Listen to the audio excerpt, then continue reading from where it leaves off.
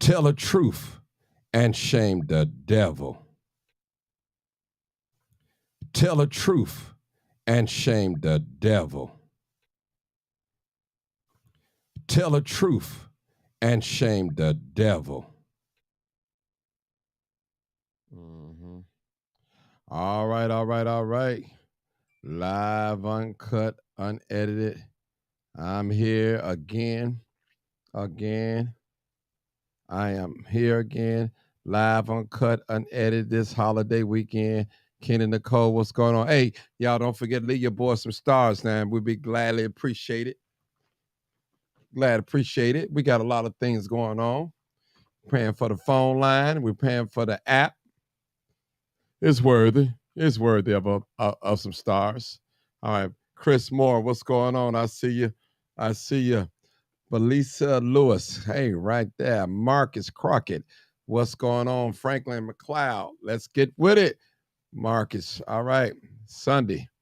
This is the day that the Lord has made. Patricia Robinson. Let us rejoice and be glad in it. I tell you, Kennard the DJ, tell the truth and what? Tell the truth and shame the devil. And that's what we're going to do. We're going to tell the truth and shame the devil. Tell the truth and shame the devil. Anita Tolliver, what's going on? Oh, Keena Nicole. But hey, Keena, I didn't lie. I did not lie. Baby man, you know what time it is. He your baby, but he's a man. And you treat him like he's one of your babies. What's up, Eric? Live uncut. Oh, you got 900 on there. Charmise Evans, what's going on? Vicky Gavin, what's going on? Mia, what up? D, what's going on, man? We in the house. Give thanks to the Lord, for he is good. Yes, he is good. I tell you, he is definitely good. Deborah Singleton, good evening, Martin, and everyone. Wisconsin is in the house. You got Wisconsin, Texas in the house. Christelle Marshbanks. Matter of fact, what's up, Monique? I see you. Dolores Phillips Jones, good evening. All right, that's the call-in number. 6389, not 62. Okay. All right. Listen, what we want to do is type in where you located at, what city and state. If you special out of town. Sharice Wright, I see you. All right, tell the truth. You already know what it is. What is it? Live, Tell the truth, uncut, and shame the devil. I love being black. I'll tell you, boy. White folks, if you out there, if you're following this podcast, this broadcast, whatever you want to call it, I love being black. Not a shadow of doubt. I love being black. I love being black. Not one negative video, not one negative reel, no negative news that's on the mainstream media about black folks gonna make me hate black people or be embarrassed to be black. I love being black. I love being black. What's up, Cliff Harris? I see you. Jules Smith. I tell you. That's right. I love being Franklin McLeod. All right. Indiana in the house. I see Chicago in the house. Vernon, Texas in the house. What's going on? Mississippi in the house. San Diego in the house. Chicago South Side in the house. Arkansas in the house. No, I didn't go to the race. All right. 60637 Woodlawn in the house. That's my Erico for long. Nia K, what's going on? Noreen, what's going on? Chicago Southeast Side in the house. Chicago in the house. Y'all call in to, your people can call in to when we want new call. Yes, we definitely want new callers today. That race was horrible. Okay. Rock Mount in the house. Okay. All right. Missouri in the house. I hope Black Karen come back tonight. Nah, I love being black. Darlene Jackson, Arizona. Mark, we did the march for the Stop the Violence. Great. Father Flager, that's on Fridays. All right. Sharon, Arkansas in the house. Missouri in the house. South suburbs of Chicago in the house. Evergreen Park in the house. Miami in the house. All right, Gonzales, what race has been flooded area? Okay. All right, 60445, that's suburb. All right, 60620. All right, 60477. All right, 646410. Terrence Jackson. Mel Adams, what's up, buddy? All right. All right. All right. West Pullman in the house. Can we speak on Emancipation Proclamation? If you call in, we can. Derek L. Gorder Sr., I think I put in Rosen Matter. Mighty Mile, Vince Miller. What's up, Vince? It's my man. All right. Jason Tinsley, Peoria in the house. 60426 in the house. All right, I'm looking for new callers. Call in number 872-299.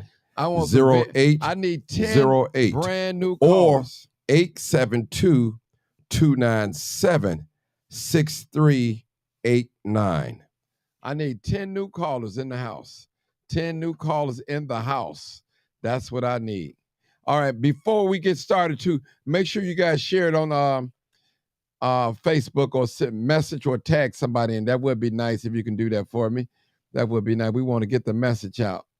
We definitely want to get the message out. We don't never want to send the wrong message, but we want to send the right message. We want to get the message out. All right, I'm going to pin it to my page, and I need you guys to share it. Share with these haters. They love it. Share with these haters. That's what I'm going to share with some of these haters. I love being black. All right, I need some new callers.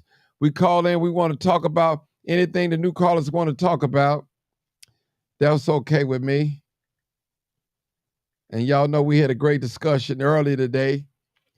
And we talked about the baby man tonight. We talked about it. We didn't want to do part 2 on the baby man. I want to, again, if you're not following me on YouTube, you can subscribe to my page, YouTube Martin G. Johnson. You already know what it is. Tell the truth and shame the devil. All right. Miami in the house. I see you. All right. Mel Adams, what up? Yeah. All right. We're looking for some new callers to come all in. Derek, what's going on? Dr. Sanders, I see you. Vicky Gavin, Calumet City. All right. All right, is that Jackson? Was that Jackson Maryville? Okay. What's good? Brother Eddie, what's going on, man? Vince, you cooling, huh? All right, I love being black. All right, let's talk about somebody said, where's George Blakemore? Cordell, call him and tell him I'm on live. Bolingbrook in the house. I need new callers. I just got a call. New caller. Trust me, new caller. Take my word. I would not give your phone number out to anyone. Nor will I ever give your number out and bust you out. All right. I don't care if you're white, black, Hispanic, Asian. Don't make a difference. Whatever ethnicity you talk about. Don't be shy, new callers. We are all here on this together. Call in show. That's right. Monique McGee, Ronnie Jackson. All right, new caller, 6077. What's going on? I hope you're a new caller. You're a new caller? Yeah, hey Martin. Hey, I'm calling from the Indiana area. Oh, that's what I'm talking about. What's going on in Indiana? What you want to talk about? Anything you want? You want to talk about baby daddy drama? You want to talk about marriage? What you want to talk about? Crime or white folks or black folks?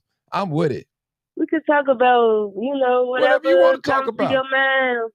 Okay. Well, we had a march yesterday for everybody that, in the Northwest Indiana area. And, the guy that be doing, the Chicago violence and stuff, the older guy.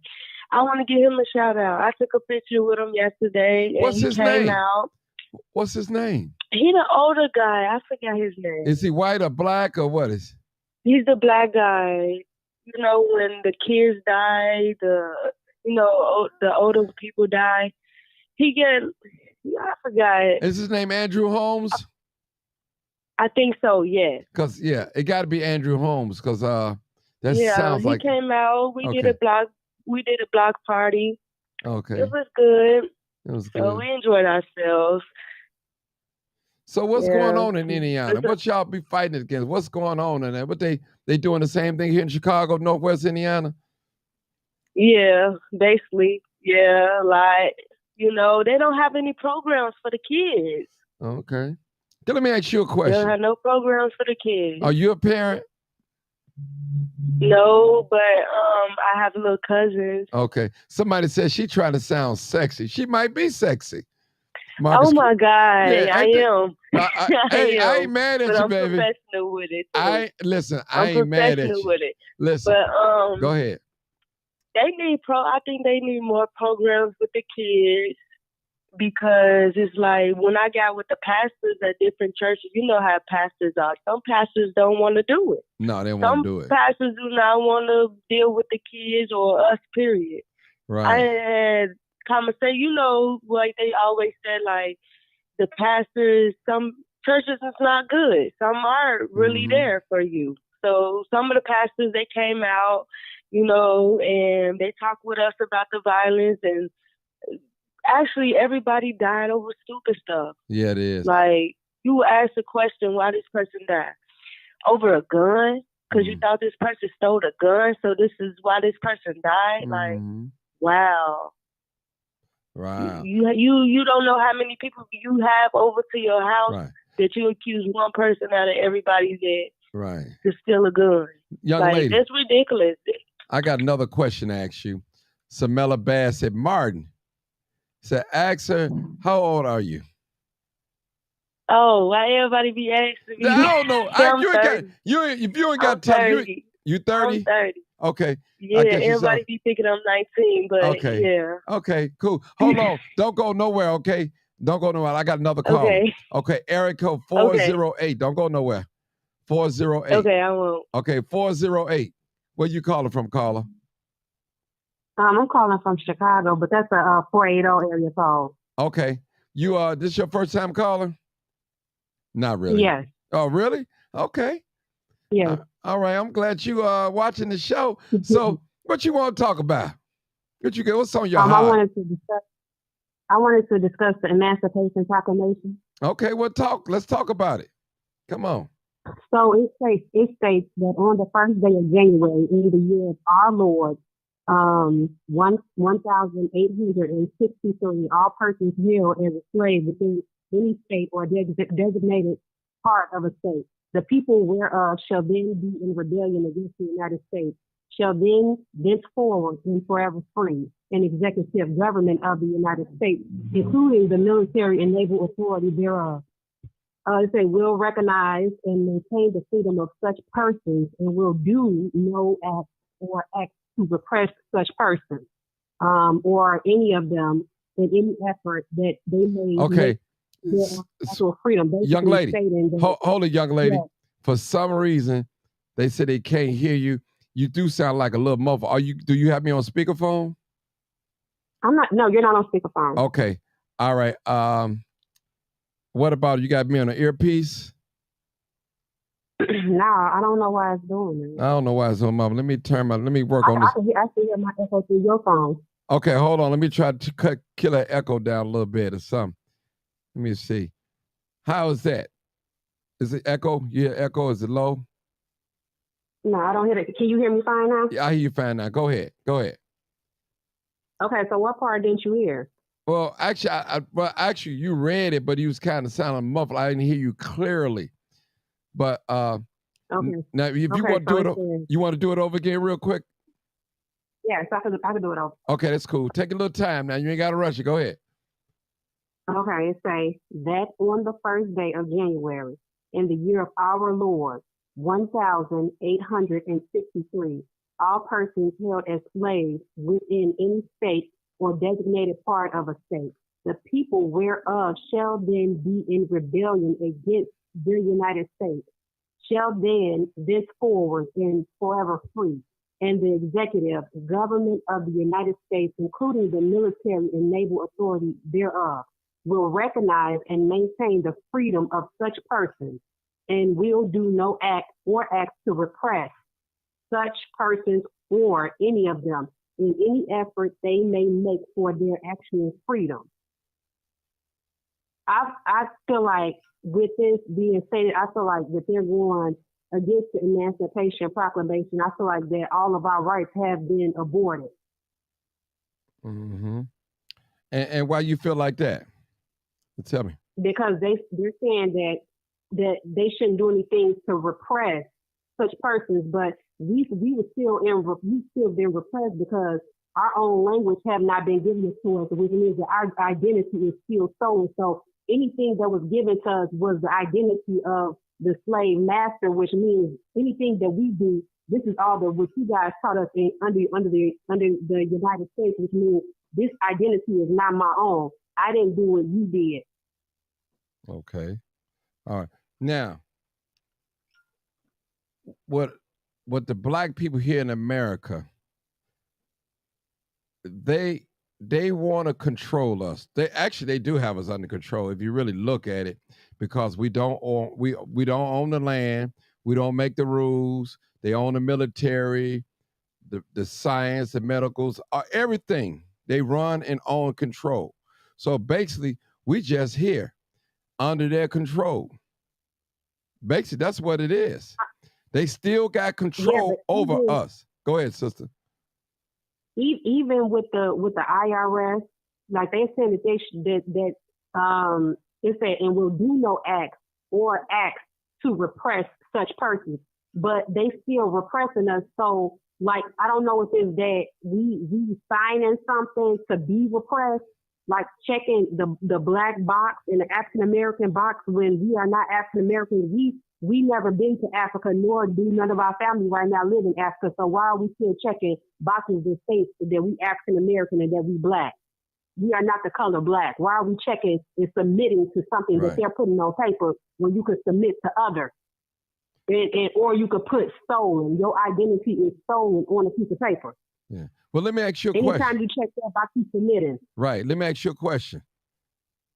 When you conquer some, say like if you conquer a race of people, I haven't forgot about your 1677. If you conquer a race of people, how do you conquer a race of people? Let me ask you a question, young lady. What's your opinion on it? Because like I'm trying to figure out how to conquer them. No. Hold it. No, what I'm doing is I'm bouncing off you. I'm asking you what I'm trying to get. This is where I'm going with this. I'm sure we are colonized. All right. Okay. So everything, religion, language, name, all that has been given to us, has been stolen from us. So yes. I'm telling you, see, black people, we don't know what it is. We don't know how to conquer another race of people. That's what they have done to us. That's what I'm trying to explain to you. When you conquer, go ahead. The thing is, we're not trying to get even. We're trying to get back and be taught what it is that was taken from us. Okay, you know, okay. Let me ask you. Yeah, let me ask you a question. Do you think the slave master going to give you education to free you from up under them? That's not going to happen. No, but we need to work on taking it back. Like if you think about it, they're still using Willie Lynch tactics on us today. Now listen, that's because we're under their feet. We're under their foot. What I'm trying to say to you, sister, if you expecting the white man, white supremacy, white America to teach us to be independent of them or be free, and now they don't want that. Every time a black person that does something in this country, there's always a pushback. It ain't gonna happen. And the only way we're gonna be able to learn, we have to unlearn first what all we've been taught and relearn all over again. That's what we're gonna have to do, sister. If we want to get back to that king and queen status that we once was, we're gonna have to unlearn. Only thing that we know right now is this American system. We don't know nothing about no other country. We know of it, but we know this system because we was born in it. That's all we know. Yeah. Well, all I'm seeing is right now is that it's being invited into your homes on the radio. It's being invited to your homes on TV. I see that this generation, all they know is these twerk songs you know what that is? You know what that is? That's called white supremacy. Right. It comes through your TV. You walk it, you live it every day. A lot of people don't recognize white. They think white supremacy is a white person call you the N-word or something. It's deeper than that. Now listen. Yeah, but if our new generation don't know nothing, it would be easy. No, hold on, sister. Not only the new generation, none of the generations don't know anything. They keep passing this down to the next generation. It ain't just the new generation. Right. The new generation did not ask to come here. They only bouncing off what we telling them. That's it. So you can't fault the new generation. It's some old folks. Massa can't do no wrong. Everything he do. Yeah, because everybody was just happy of just, okay, well, we've been released as slaves, so they was okay with just releasing the emancipation that he put out there. So everybody was riding under the emancipation just because they were thinking they were free, but still, we still aren't free. No, we're not free. Our rights are being taken from us. We was never free. The only difference between now and then is we don't have no chains around our neck, but it's in our minds. It's in our minds. Yeah. What's in the mind? See, but black people. The only person I really see doing work is Mr. Blakemore. Well, listen, no, baby, you that's a small fraction. There ain't no Mr. Blakemore. It's more than that, baby. Trust me. Blakemore, he's a dot compared. It's millions of people that's pushing. You just don't know. You just ain't in them circles. There's a lot of people pushing back. Trust me. And I'm gonna share something with you. Let me share this with you. The people that you see coming over in this country that look like you and me, they don't identify as being black. Okay? The ones that's about their life, about their revolution and pushback, they don't want them over here because they're going to hook up with us. See, they're going to hook up with us. So I'm explaining to you, young lady, we don't own nothing in this country. I'm gonna break it down real good. I hope you got your pen and paper. You can go back. The military is ran by white people. The law is ran by white people. The police department is ran by white people. The judicial system is ran by. The water supply is ran by white people. The internet is ran by white people. The food supply is ran by white people. The land is ran by white people. Now, you name me, young lady, you name me something that you know that black people control in this country. Name me one thing that they control and own in this country, and I'll be waiting on the answer. Absolutely nothing. I mean, that's why when even when people go to school even when people go to school to get their degrees, a lot of people feel like, oh well, I got my degree, I'm out of here. But feel like you still don't have a degree out of slavery. They just go keep you right there at the bare minimum. Who's still signing them checks for medical? Who's still signing them checks for you to be the doctor? You would not be, even as a black doctor, like who's still signing your checks? Until you be able to pass out checks and be governor or whatever, it's still a higher power above that, but that person is not black. Okay. So if you said that we don't own or control nothing, what did the slaves own and control back then when that was written? Nothing. Okay, then. It's the same thing. It's what you call, young lady, it's called illusion, what you see of freedom. That's all what it is. It's an illusion of freedom, people. That's all what it is. Martin Luther King told under the Willie Lynch. Yeah. Under the Willie Lynch, because that's what they did was create an illusion to make us think that we was free orbital. Okay. Well, let me ask you a question, young lady. So what do you think the solution should be? Or do you have one? Or do you know of one? I do. I feel like we should all come together. Like I've been said it a long time ago. Come together to start our own meeting. Okay, come together and do what? Come together. Obviously, we don't have to come together and discuss first. It starts with communication. Okay. It starts with working on our own community. Okay, working on our own who? community with the gun violence and stuff first, because Black people are killing one another at an alarming rate. Okay. So I feel like we need to check certain things before we check ourselves. Listen. What you think? Let me ask you a question. What do you think is the number one thing wrong with Black people in your eyes? I don't know how old you are. I don't know anything about you. What do you think is the number one thing wrong with Black people? The attitude. Okay, you said attitude. Okay. I feel like it's poverty. It's poverty. Okay. I feel like it's the music that's being played. I feel like it's basically the leadership. Like their leaders and the younger generation leaders are on TV. They having guns. I mean, you watching Power, you watching BMF. You know what I'm saying? This stuff right here is playing in your head. You see what I'm saying? Okay. So it makes you want to go out there and make people want to go out there and play the role too. Let me ask you a question. Just with the attitudes and emotions. Right. Let me ask you a question too. 480. Do white people kill each other? Yes, I'm pretty sure they do. Okay. No, I'm not asking you. I know pretty sure. Yes or no? Yes. Okay. Do Asian people kill each other? Yes. Do Mexicans kill each other? Yes. Okay. Now, my point is, everybody kill each other. Okay. You're never going to stop Black people from killing each other. That's just not going to happen. Period.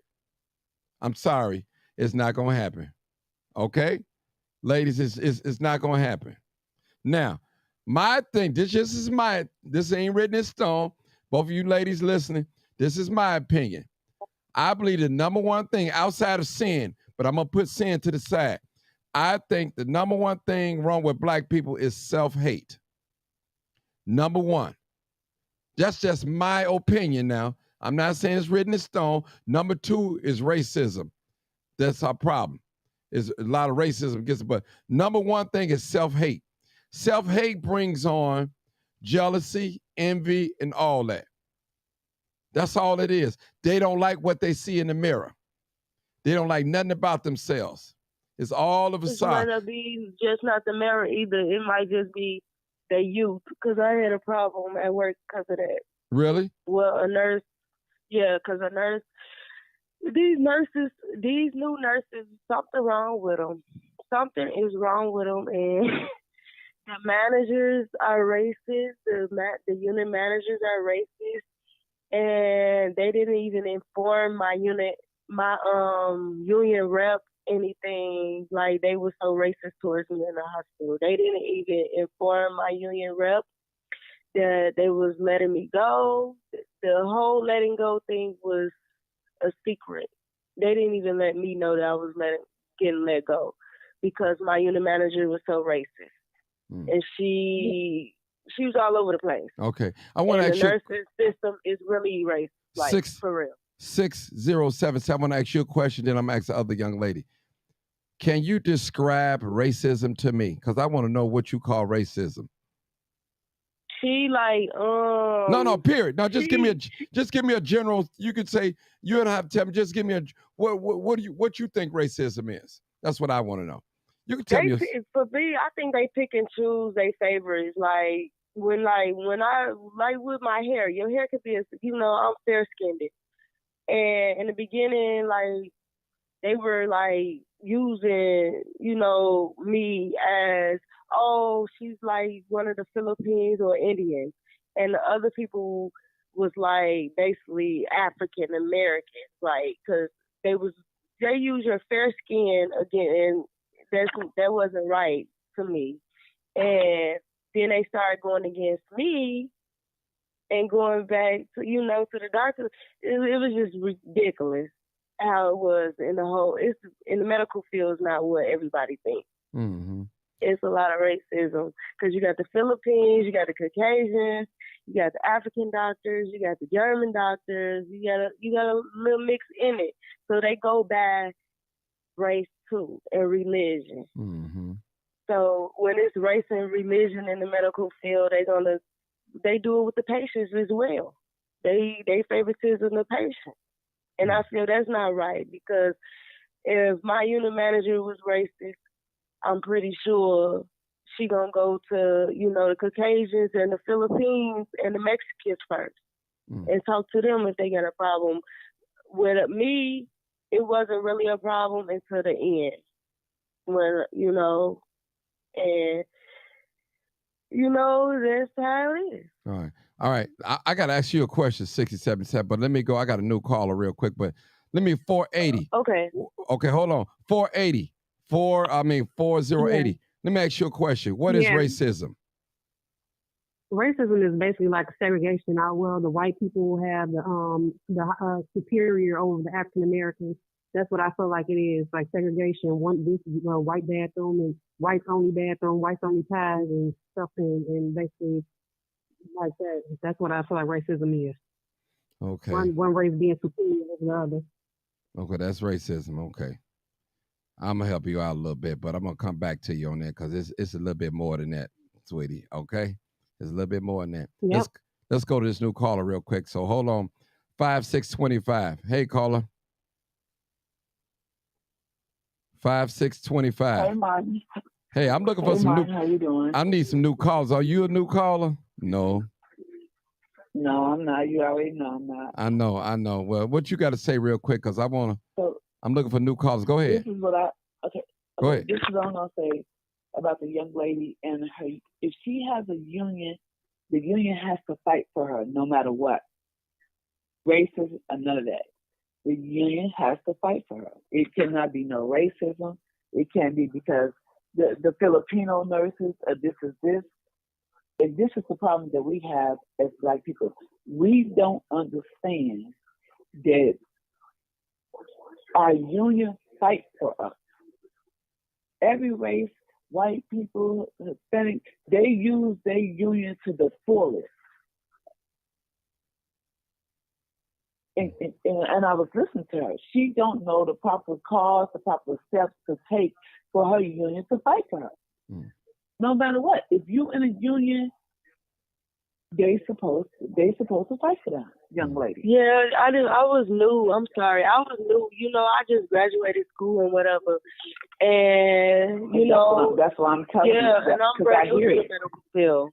And it was like, the reason why I got let go is because it was basically the nurse had 7 years.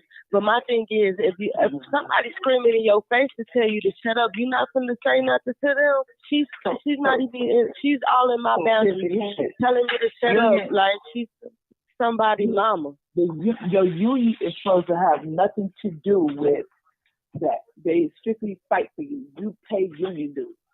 So by her yelling in your face and all that, but again, like you said, you did not know.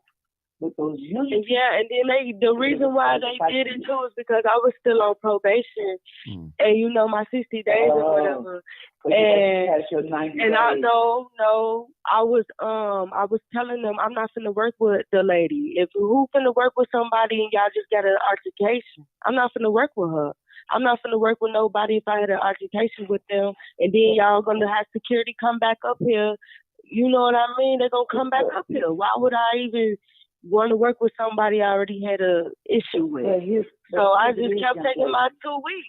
I was y'all got to give me 2 weeks hold on, miss. until y'all change the schedule. Okay, hold it right there. Listen. Now, when it comes to the union people, now when you first start, I don't know how they do it now. I don't know. Sometimes you're not really fully in the union until a certain amount of days. Until after your 90 days. You're right. Let me just say that. Let's say that. It's 90. 90, okay, because it's still the same. So that's kind of, they got you in that little gray area. They kind of got you in that area. So they start you paying union dues early, but you're really not officially a union member and probably until right. You don't pay them until that 90 days, and I only had 50. And then they didn't even inform her what was happening. So the house manager and none of them informed them. So they didn't want her to know what was going on. Right. So the union. And she was like, didn't nobody even inform me. Right. So the union. You in the union, you just not paying them until your 90 days, which would have been the 4th of July. So you had a right to draw. You had a right to file an agreement against her. Yeah. That's what my union rep told me. Yep. and you should have did it. Well, listen, let me just say something. Hold on. First, hold on. First of all, this young lady is young. She's 30 years old. She probably don't know. So I don't want us to beat her. She probably don't know. When the young people, hold on. When the young people, I'm telling her, Martin. Listen, can you listen to me? Because I trust me. I need new. I'm gonna let you say something. I'm gonna hang up on you because I need new callers. Because I'm not trying to spin this. Okay. The young people don't know. You can't play the game if you don't know how the game is being played. That's all I'm saying. They're young, they come in on these jobs, they don't know, opposed to a seasoned person. That's how America keeps black people back because we don't know the rules. We don't know. When you don't know how the game is being played, you're going to lose every time. Every time. Now she have a little experience. She's been let off. So now she know when she get hired again in the same field, she's going to know how to handle herself when a situation comes up like this again or similar to this. Similar to this one. But go ahead, 5625, say your thing and I'm going to have to hang up on you. Go ahead. Okay, this is the reason that I'm calling her. This is the reason I'm calling in to let her know. And Mark, I'm so glad that your platform is reaching out to young people like her because she didn't know. I've been in the medical field for over 20-something years and I didn't know either. I'm only telling her her rights and what she could do because no one told me. So I'm not getting on her. I'm just telling her, like, your union has to fight for her. And that's what she called me in to figure out what she needs to do. But young sister, young lady, I'm going to tell you as a woman, a black woman, sometimes we have to bow down to these people until we get our foot in that door, which means once you get past your 90 days, they got to have a probable cause to fire you. After your 90 days, it's a paper trail. They got to write you up. They got to suspend you. But if you're not past those 90 days and you cannot run your mouth, sometimes we have to do that. And it's sad to say. Okay, I'm here. Yeah, this lady, she was ridiculous. Like it was patients crying and stuff. Like where's my nurse and stuff? And she was just treating them bad, cussing them out. And it's like, y'all know y'all got all these complaints on her way before I got here. Security been coming up here saying that way before you got here, we've been having issues. Now, why HR haven't even got called on this lady? Well, because, why HR just not getting information that this lady had all these calls up on her? Ma'am. And security coming on the unit multiple times. Okay, hold it. 60, 77. We got a new caller. But let me just say this to you.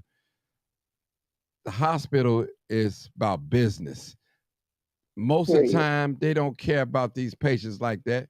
They don't even want you to get personal with them. They keep a business line between the patient and the nurse. They keep it.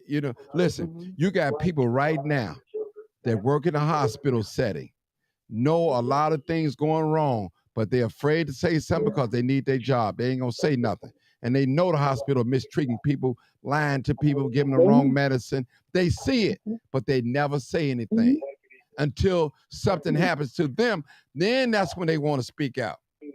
See, it's a lot of corruption going on these jobs, and a lot of people are quiet about it. A lot of people are quiet about it, young lady. They don't care about these patients. Especially if you ain't got a certain amount of insurance, they're going to pat you up and send you home. You might die. But I got a new caller. Hold on, young lady.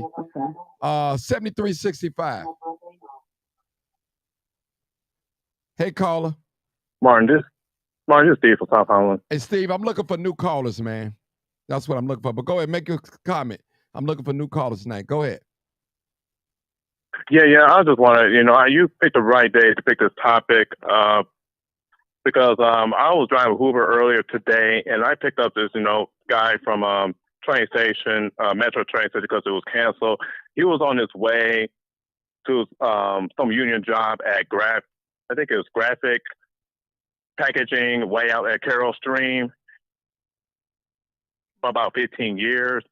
But he felt that as a union job, he felt working as a slave. He's the only black man working at that place. He got up there. He got promoted to work in the machine until something comes up that they move him. He was moved him from 35 something an hour, moved him back down to 21 something an hour. I don't know if it has something to do with the corruption with the union job thing. But this is why I feel like we as black people need to be careful about what type of these union jobs we are working on. I feel like that we should investigate the companies. Like that's why it's important to do research on the companies that you take. Yeah, and let me say this for 480. Let me say this: if you hungry, living in a shelter, and this hospital offer you a job, more likely, even if it's a bad company, you're gonna take it because you're trying to get out of the situation that you're in. I mean, seriously. Absolutely. Seriously. Absolutely. Seriously. And I'm gonna tell you, a lot of us held in slavery because we got a mortgage, we got a family, a car note, we got these material things that we want to maintain and keep. So it helps us to keep our mouth closed when we see corruption. We're afraid to speak out. Keeping you in bondage. Yeah. So that's another form of slavery too. When you see things wrong and people get mistreated because, young lady, if you keep on living 60, 77, you're gonna run into a lot of problems. I'm listening. Yeah. You're gonna run. Yeah, it's like, and then like the nurses, they was making me like do the most work, like, cause I don't know, like in the beginning, I don't know if she expect for me to do like, cause I was a good CNA and whatever. I don't know if she expected for me to, to do everything, cause the other CNAs don't, a lot of them don't do a lot. And they were like, oh, we don't get paid a lot, so I'm not doing whatever. No, I'm not jumping up every time they tell me.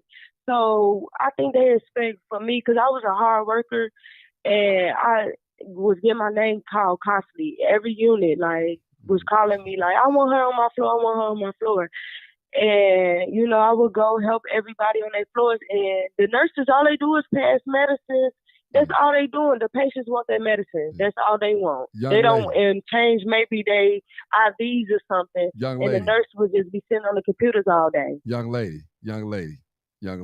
I don't know you from a can of paint, but I want to tell you something in love, okay? This only in love. This only in love. No disrespect to you, only in love. When you work on these jobs, even if you feel like they mistreat you, sometimes, like the lady said, you just got to do it. You have to do it, And I understand. Even though they making you slaves. Yeah, I know it. Listen. You have to do it, because guess what? They hiring you.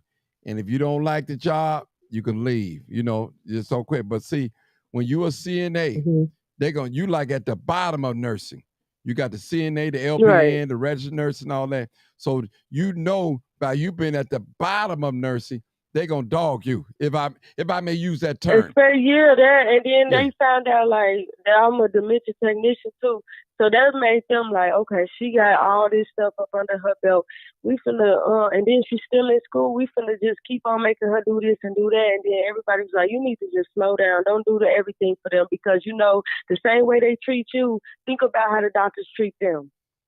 Yeah, but I mean, can I say something like that? Because I feel like that's not only going on, and you're not the only one who's going through this. Like I was also a victim of discrimination and retaliation at a few of my jobs as well. I feel like with all the jobs, it is important to go on and do reviews on these companies and investigate the company and see like what type of company, like what type of corporate ladder are you trying to climb at your job? You know what I'm saying? Like if the manager ain't willing to train you for his job, is this the type of job that I want to do? Because originally we are not meant to be working under anybody. We are kings and queens, and they are meant to be working for us. That's why, as African American people, we always are treated like this in the work field. Okay. Let me say, can y'all hear me? Yeah. Okay. I got a couple more callers. I think I one call already. Let me, 5625. Did you call already, right? 5625? Yeah, Martin, I did, and Okay. I had got Yeah, to okay, hold it. I'm gonna let take you another call and come back to me. No, okay. All right. Yeah, thank you. Because I don't want to leave the new calls on hold. 3608. Okay, and I'm gonna hold on. Yeah, 3608.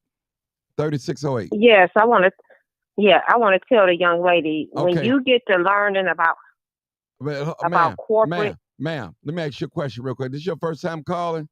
That's what I'm looking for. But I'm gonna let you talk. But I need first time callers. I just want to know, is your just yes or no? Yeah, this is my first time calling. Okay, go ahead. Go ahead. That's what I'm looking for. Go ahead, ma'am. Go ahead. Okay, yeah. Young lady, I want to tell you something about corporate America. In any industry, you have to just get in, do your job, and get out. If you're not really strong in politics, these union representatives, a lot of them, they can be sold out. You pay your union dues, and they really don't know about politics. It's about who's been on the job the longest or who's more favorable. So as far as going in to any corporate job and taking your feelings with you, leave them in the car, leave them at home. It's not about your feelings. It's a business, like Martin say. It's really not about the patients like that. You just keep paying attention. You'll find out these patients are just nothing more than experiments, and they don't even know. I'm in the medical field myself. So I've seen a lot. And you fresh in the game, baby. Just keep paying attention.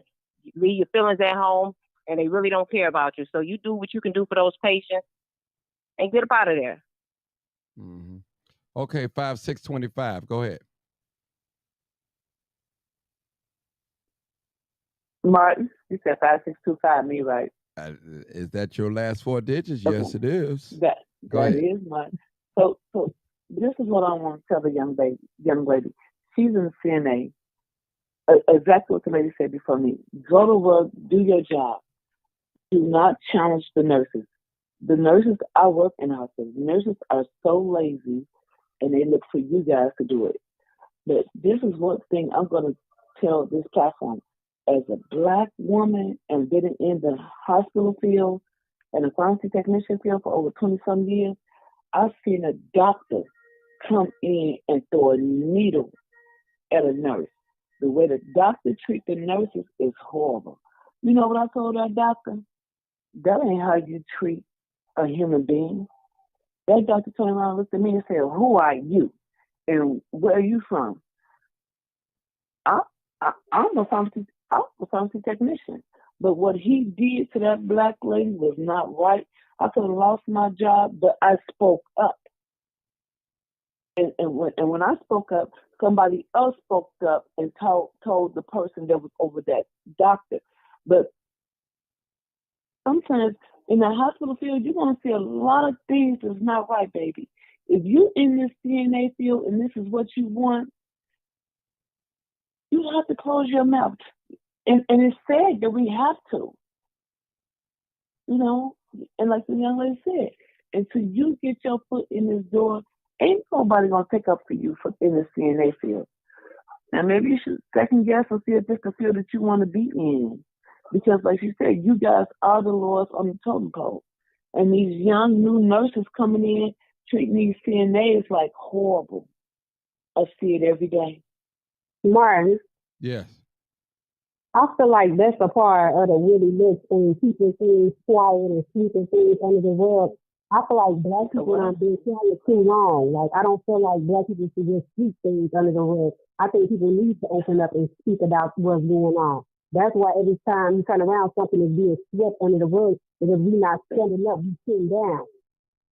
In this white man world, baby, we can't speak our mind like that. That's why the young lady got fired from her job. And she had a union. She can't speak her mind. It's a whole lot of people. Yeah, we should be able to speak our mind. But when we speak our mind, who has our back? Nobody. But that's fear. You know what I'm saying? That's something that is installed in you. Like, that's fear. Do you work for the white? Do you work in a white? I don't work in the medical field, but I do work. Okay, well, you know. She has to do what she got to do to pay her bills. Period. Okay. And speaking up can require for her to lose her job. Yeah. Well, I tell you one thing. I'll say this to y'all ladies. Um, Mhm. we all work for the man in one way or another, if you think about it, even those of us as Period. entrepreneurs, because you can't even own or operate a legit business unless you go through the white man. He have to give you the license to do Yeah. that. Seriously. So we on a plantation. That's what I tell people. We still on the plantation, The only and thing. until we get our own everything, until we get our until we get our real independence. That's it. Right. Until we can learn to stick together. Yeah, and you right, because it was crazy because like they didn't even like HR was like, I don't know if they were scared or nothing to tell me, but they was like, we're not gonna have a decision. I'm not gonna make a decision on what we're gonna do. I'm gonna let your unit manager make the decision what she wanna do. And I'm like, why y'all can't do it? Your HR is supposed to do the firing. I know unit manager, so they did all that wrong, and then I still got my badge. And it's they don't even sound right. They didn't take your badge. So what HR was telling you is let your union fight for you. Your union can't fire you by you not knowing the HR lady. Well, everything she told you was right. Mm-hmm. HR gonna fire you. Your union is gonna fight for you. And that's what she was telling you. Let your union rep fight for you. All she had to do was write up an agreement. She was like, she ain't, did nobody tell her? I'm like, what you mean nobody told you nothing? She was like, HR didn't tell me nothing. I said, well, can y'all send me a paper saying that I got terminated? These people they still haven't said, it's been 2 weeks since I've been out of job. Why y'all ain't why y'all didn't send nothing in the mail? Why y'all ain't tell me to come up there? They don't have to send nothing to you because you didn't pass your 90 days. You can't even get on. Until you pass your 90 days, they told me they was gonna send me. They told me they was gonna send me a letter. Right. This is a lesson learned. Listen, you have to be past your 90 days on any job before they acknowledge you when they fire you. Mm-hmm. Well, let me say this. I don't know if she fired or not. She might be fired, but I'll say this, young lady. Don't let this discourage you. And for future reference, you just got to do what you told, like the sister said. Right. I don't know if from can of paint, you got to leave your feelings in the car. Just do your job. Right. I was just, because y'all said it was a topic about racism and stuff. That's why cool. I brought it up. I mean, you're going to learn. No, I'm not getting down your back. You're going to learn because you're 30 years old. Trust me, you're still young, got a great future ahead of you and everything. This is what people do on jobs. You got people that go back and talk about other people. They bring you a bone and they take one back and say, she said this about you. Or you got people that will say, don't trust him, don't trust her, that snitching. They do that on these jobs. And you have to be careful. Sometimes you just have to do. And I don't know, like the lady, like with her, it was crazy because it was like, why is you bringing me food? Why are you bringing me? I don't know you. I was throwing her food in the garbage. Like she was just, she was trying to bring me food. Then she up here looking people up on Facebook. I'm like, dang, why is she stalking me? Like just sitting there stalking people and stuff. So it was crazy. Your supervisor? Girl, no, she was an RN. It was something about the lady. Like, I don't know if she's obsessed with me or whatever. And then it was like, well, and I told the manager, like, she like harassing me. And they should have did something then, but they didn't. No, they didn't. Yeah, you got to be careful. Young black sister, let me just tell you, be careful. Be careful. Work is work. Work and leave it there. Ain't nobody your friend on your job. You have to cover your own back. And I was like, this lady is crazy. She was just, something was wrong. Bringing somebody food, watching their Facebook. It was just getting crazy. I'm like, man, this lady, I got to say something to this lady. Because this is getting crazy.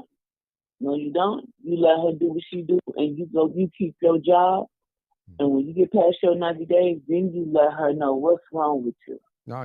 Martin, I want to challenge like the women and men on here to read the Emancipation Proclamation. Okay, go ahead. I mean, we were just talking about the subject got stuck. Come on.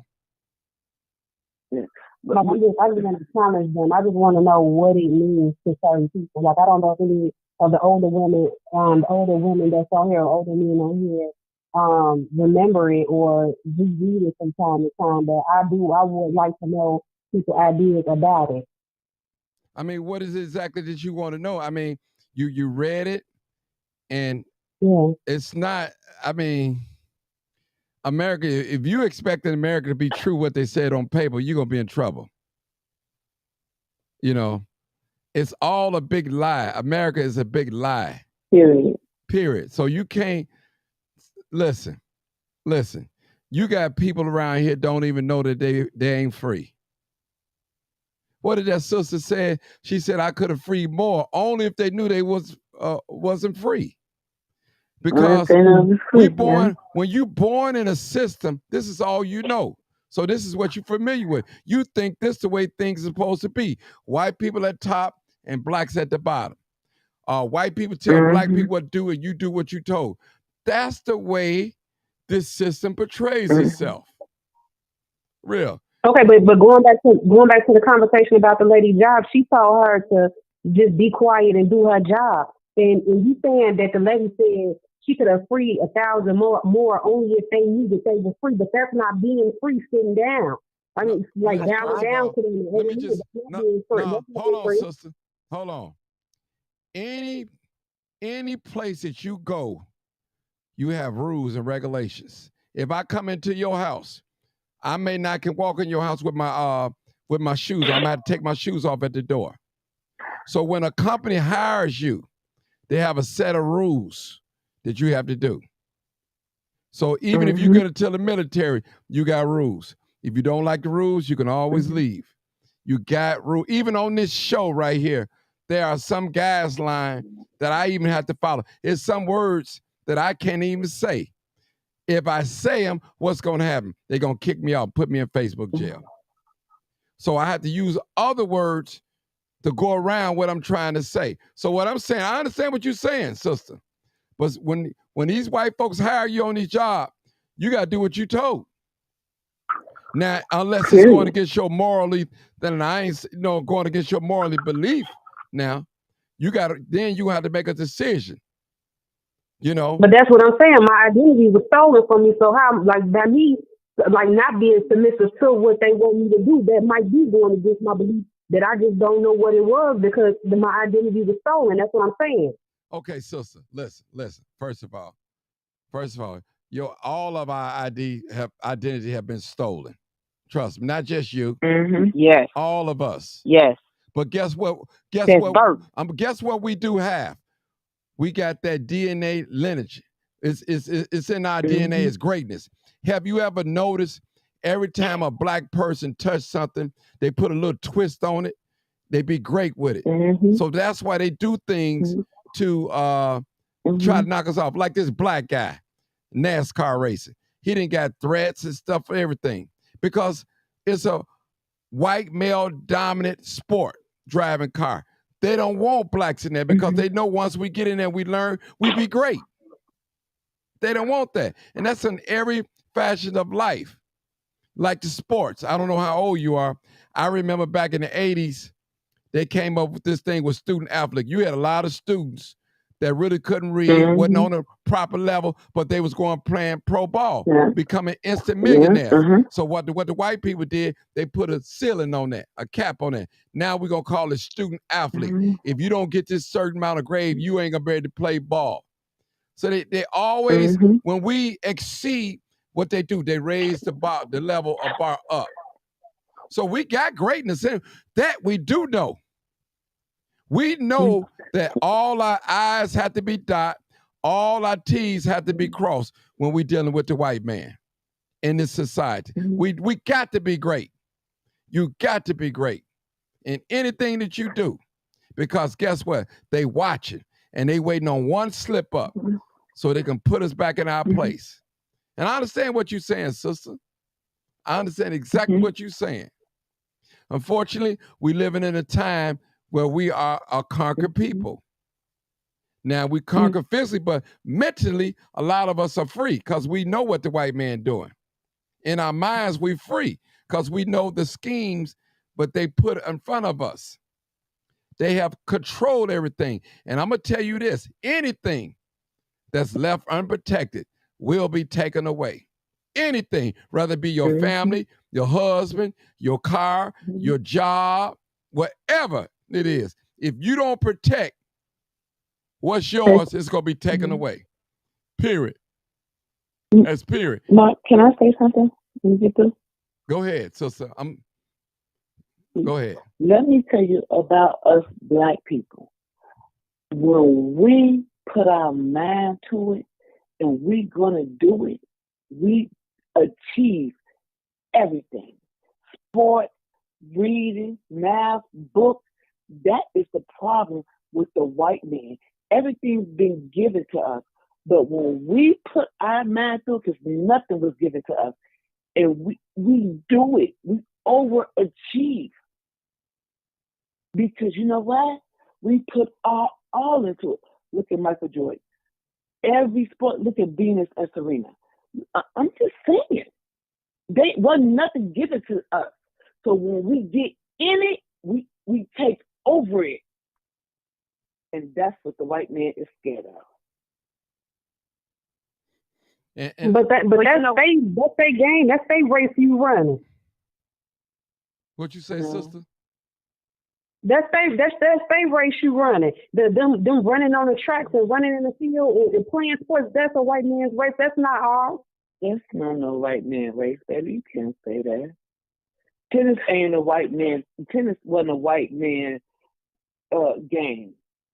That's what they had money, and that's what they did. Okay. Because if that's our race, who do you have to go to, and who instructs you when you go to that race? It was them that taught us that. That's not. Yeah, well, who's to say what sport is what race? Okay. Every sport could be anybody's race. No, okay. I understand what both of y'all mean. Taught it. Hold on. Let me just say, okay, like hockey. Now, those of us don't know that hockey was really started by a black man, but is white male dominated. But a lot of us don't know that. Mm-hmm. So I understand what the sister's saying. Remember, sister, going back in the mind, we are a conquered race of people. When you conquer something, that means you take away everything that they've been taught. You take away their religion. You take away their values. You weaken their men. You have sex with their women. You conquer the woman. So you just said like sports and jobs, but they said like Tommy Hilfiger and Michael Kors race. It could be. Well, all this stuff that we be running, the name brand stuff, they said they be racist. No. It could be. They are. They make comments about racism. Yeah, it could be. They make comments, especially Tommy Hilfiger. Yeah, it could be. And I'm gonna be honest with you. I'm gonna make a bold statement. Any white person that's in this country, I'm suspicious of all white people can be racist. That's not a sin to be suspicious of white people, because a white person can be good to another black person and racist toward another black person. Mm-hmm. They can't do that. It's possible. So I always keep white people. I suspect of any white person can be racist. I don't care if they married. I don't trust none of them. I don't care if they being married to a black person. That don't mean anything. You could treat Martin Johnson right, but treat the next person like dirt because of his complexion and his color. I'm sorry. I just got to tell the truth. And shame the devil. But why are they so racist towards black? It's hate. It's hate. That's all it is. Listen, it's hate. That's their nature. It's hate. What do they hate about? Yeah, they hate everything. Because we dominate. We take over. Yeah. Okay, but let me ask y'all this. Can I ask this? Mm-hmm. How come we never talk about the license, the identification that's information on there that can free us. The license of what, ma'am? Of what? What are you talking about? Okay, the driver's license and the Michigan. I mean, I'm the Michigan. The state identification cards and the license. Oh, you must be a Moor. License. You must be a Moor too. I guarantee. I know. It doesn't matter. I'm sharing. I'm sharing information. Yeah. It doesn't matter what you classify me as. If I'm giving information, that's what you are. I already know. But it doesn't. But see, what you mean? Hold on. I'm not. You're attacking me though. I'm attacking you because I called you. Hold on. Are you a Moor? Yes or no? Most people do. They get offended. Hold on, sister. Absolutely. Okay, then. Absolutely. So how's I'm attacking you because I called you a Moor? Because I'm gonna tell you something. Hold on, y'all. Hold on, Martin. No. You hold on now. No, you hold on. You getting too emotional. No. Emotional. No. First of all, yes, you are. No, I'm not. You getting emotional. You're a man. Calm down. Calm down. No. You calm down.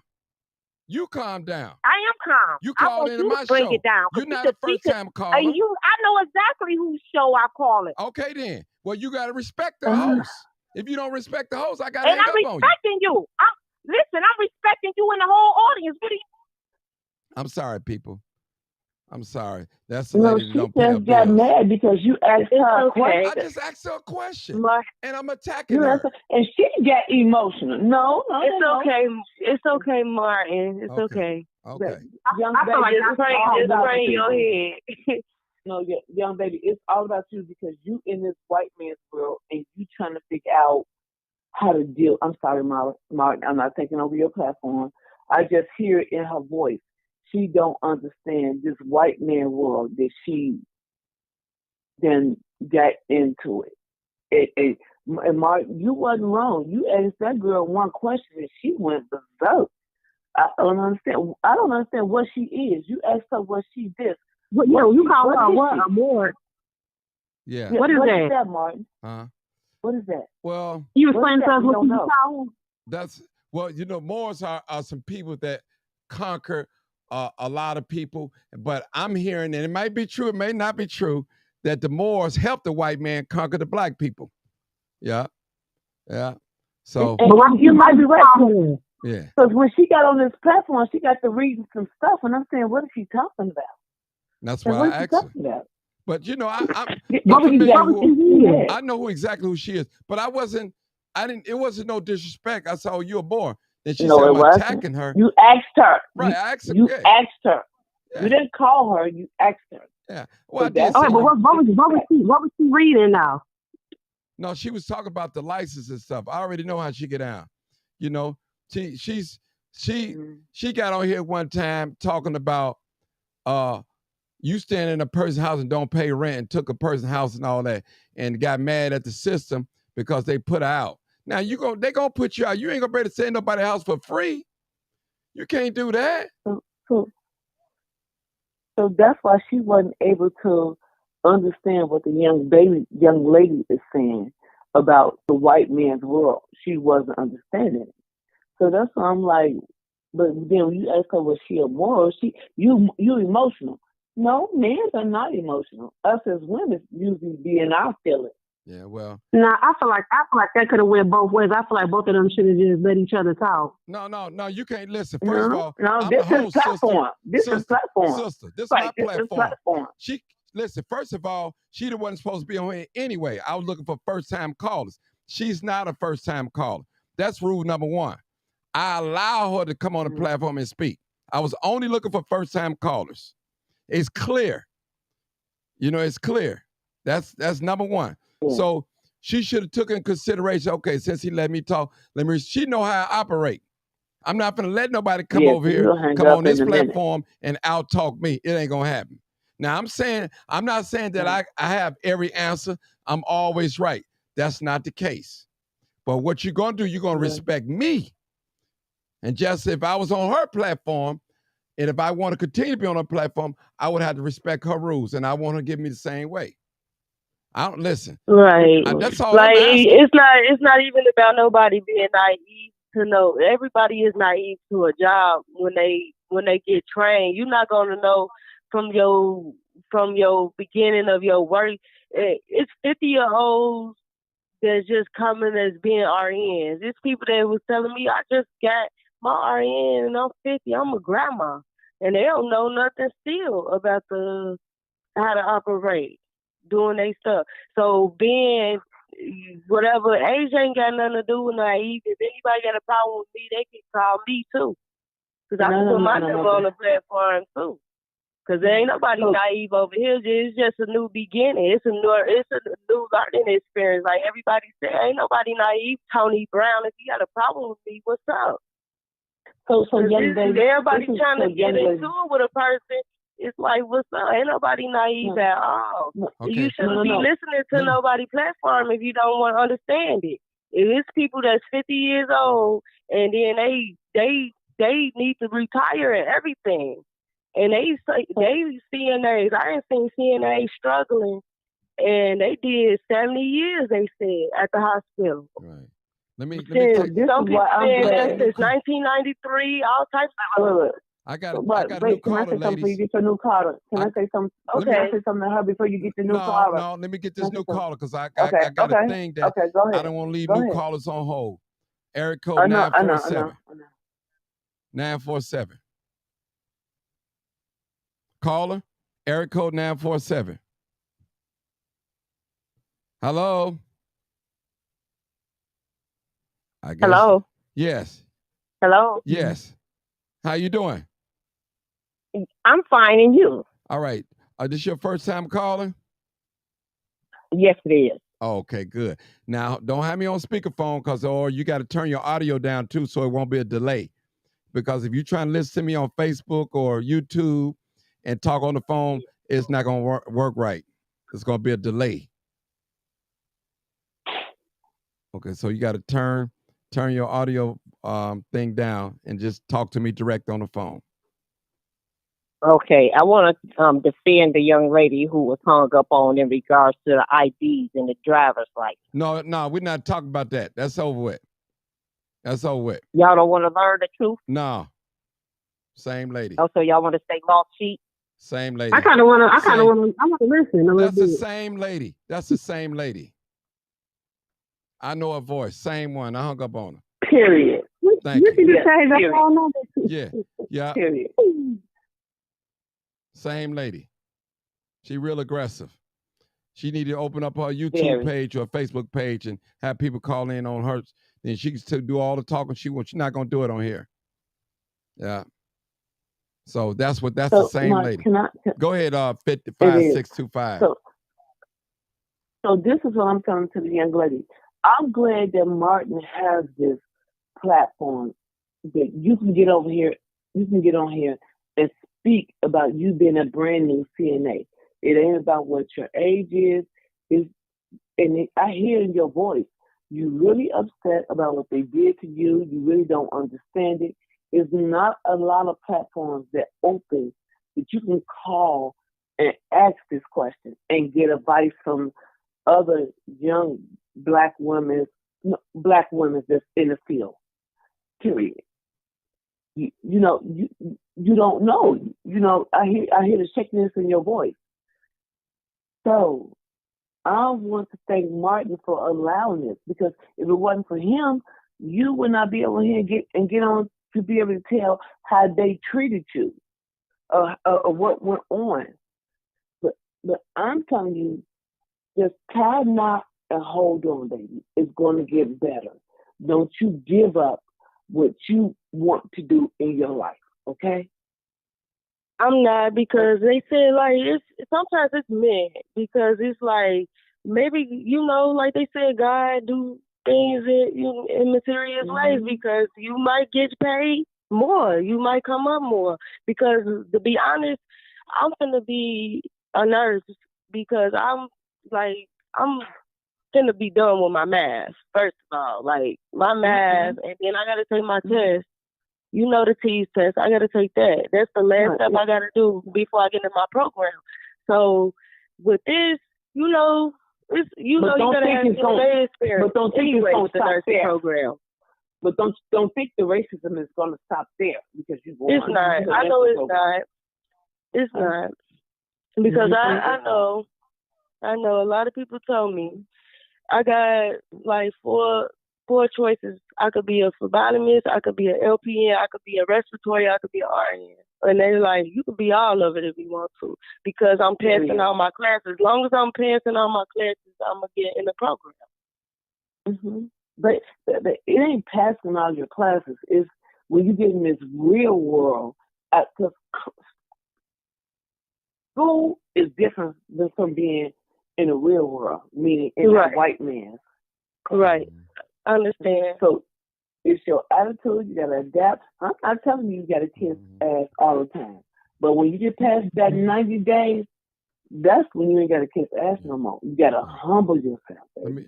And a lot of us as black women, go ahead, Mom. I gotta say something. Okay, first of all, go ahead. A strong-minded woman or a strong black woman do not intimidate me. If your kids out there running out there shooting, killing somebody, you're not a strong woman at all. Trust me, you're not running a strong household. I got to say this though. So don't bring me that strong black woman stuff. And if your kids cussing you out, standing you out there shooting, killing people and all that, I'm talking about kids. I ain't talking about adults, 17 and under, and you can't control your own house, and you're afraid of your own daughter. Don't come to me with that strong black woman stuff, because it don't exist if you can't control your house. I got to say, excuse me, ladies, but I have to say what I have to say. It's necessary that I have to say it. That's why she can't cope with what the white man is doing to her. Yeah, but let me just say, you telling her to submit to it though. No, let me say that I'm not telling her nothing. That's the other sister. I'm saying this is different. I wasn't talking to you 60, 77 when I made this statement. I was talking to somebody in the audience. Okay, now. I know. Okay, I just want to let you know. Okay, so now listen. If anything that go against your morals or even your religion, you don't have to submit to that. That's your God-given right. You don't have to submit to that. I mean, some things I'm just not gonna go along with, period. I guess I'm gonna be out of a job. Some things I'm just not going along with. Trust me. Something I'm just being, period. But you know that nursing ain't for everybody neither. So it's like a lot of them, they gonna have attitudes, like y'all saying. Like they all gonna have attitudes. They all gonna be like, you know, that they not. Some people ain't there. They only there for the money. Like that nurse, she was like, oh, I'm there because I buy my house and I want to pay my house off. Some people think like that. Yeah, well. I understand what you're saying, you know, but I listen, sister. I ain't never been a good butt kisser. You know, I'm gonna do as I told within reason. Hey, if it go against my moral beliefs, it ain't gonna happen. It just ain't gonna happen. It ain't gonna happen. That's period. You know. But the lady just told her she might have to kiss a little butt sometimes. That ain't in my job description. No, that was not in the part of the job description. I understand what she's saying, but I'm telling you, this is me. I'm speaking for me. Now, when people hire you and they tell you what your job description is, you if you agree that you do that. But if they ask you to do something, especially if it's against your job description, you don't have to do that. You shouldn't have to do it. Absolutely. Period. That's it. Now, if you hire me as being a nurse, a CNA, I should be down in the bathroom in the basement mopping floors. Period. Mm-hmm. Mm-hmm. You know, working in a hospital setting. I'm just saying. Or I shouldn't be down in the lunchroom baking cookies. You know, if you hire me as a CNA, that's just not, that's way out of my job description. Yeah. Nah. And you can speak up on that too and let them know that, like, no, you hired me for this. Like, because anytime they continue to tell you to do something out of your job description and you do it, then they don't never have to pay you for doing that extra work. Yeah. You're working for free. Yeah. So you're learning, young lady. Experience is going to teach you. It's going to teach you, and you got to, like, you know, one thing I've done when I was on these work settings, what I didn't do didn't mess with nobody on the job. Okay, how fine they was, how people didn't do that. Because especially for men, if you out there and you messing with a woman that you work with, you in risk, because all she got to do is go back and say she been sexually harassed. Rather you wasn't sexually harassed, they're going to fire you because you're a liability to a company. That's a lawsuit. That is a lawsuit. Don't be talking under a woman's dress or none of those things. If she initiated a sexual conversation with you on these jobs, do not say anything. Walk away. Don't feed into that. Because the moment you respond, she got you. You make her mad, she got you. And trust me, they're going to take her word. And we're going to fire you anyway. So I'm telling you, that goes both ways. You have to be professional when you get on these jobs. I tell people when you get on these jobs, don't go drinking with your coworkers. Don't go partying with your coworkers. Don't do that. You have your own set of friends to whatever you do. And matter of fact, you don't need none of them on your social media page. You might have to make it private. You know you out there bogus and wild and turning up and rolling up blunts and all that. You got to make your page private. You can't make your page public.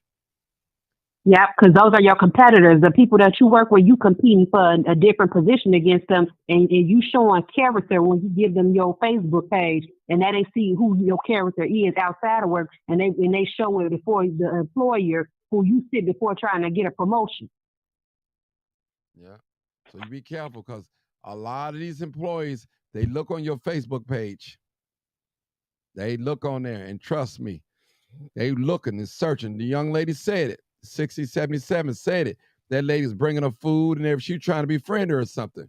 Then looking on her Facebook page. Yes, she really was. It was doing too much. Like, I don't understand. Like, I think that I feel like she was trying to get to know me. Like, I told her I ain't here to make friends. And I told her in front of the manager, and I told the unit manager, I said, I'm not here to make friends. I'm here to make my money and go home. That's what everybody should do. You don't have to say that. You just show them. You know, all right, they get talking. All right, I talk to that. I'm gonna go do my job. You can show them. Some things you don't even have to say. Just show them. You just act busy. You don't have to say it. You don't have to say that, because some people get offended when you say it.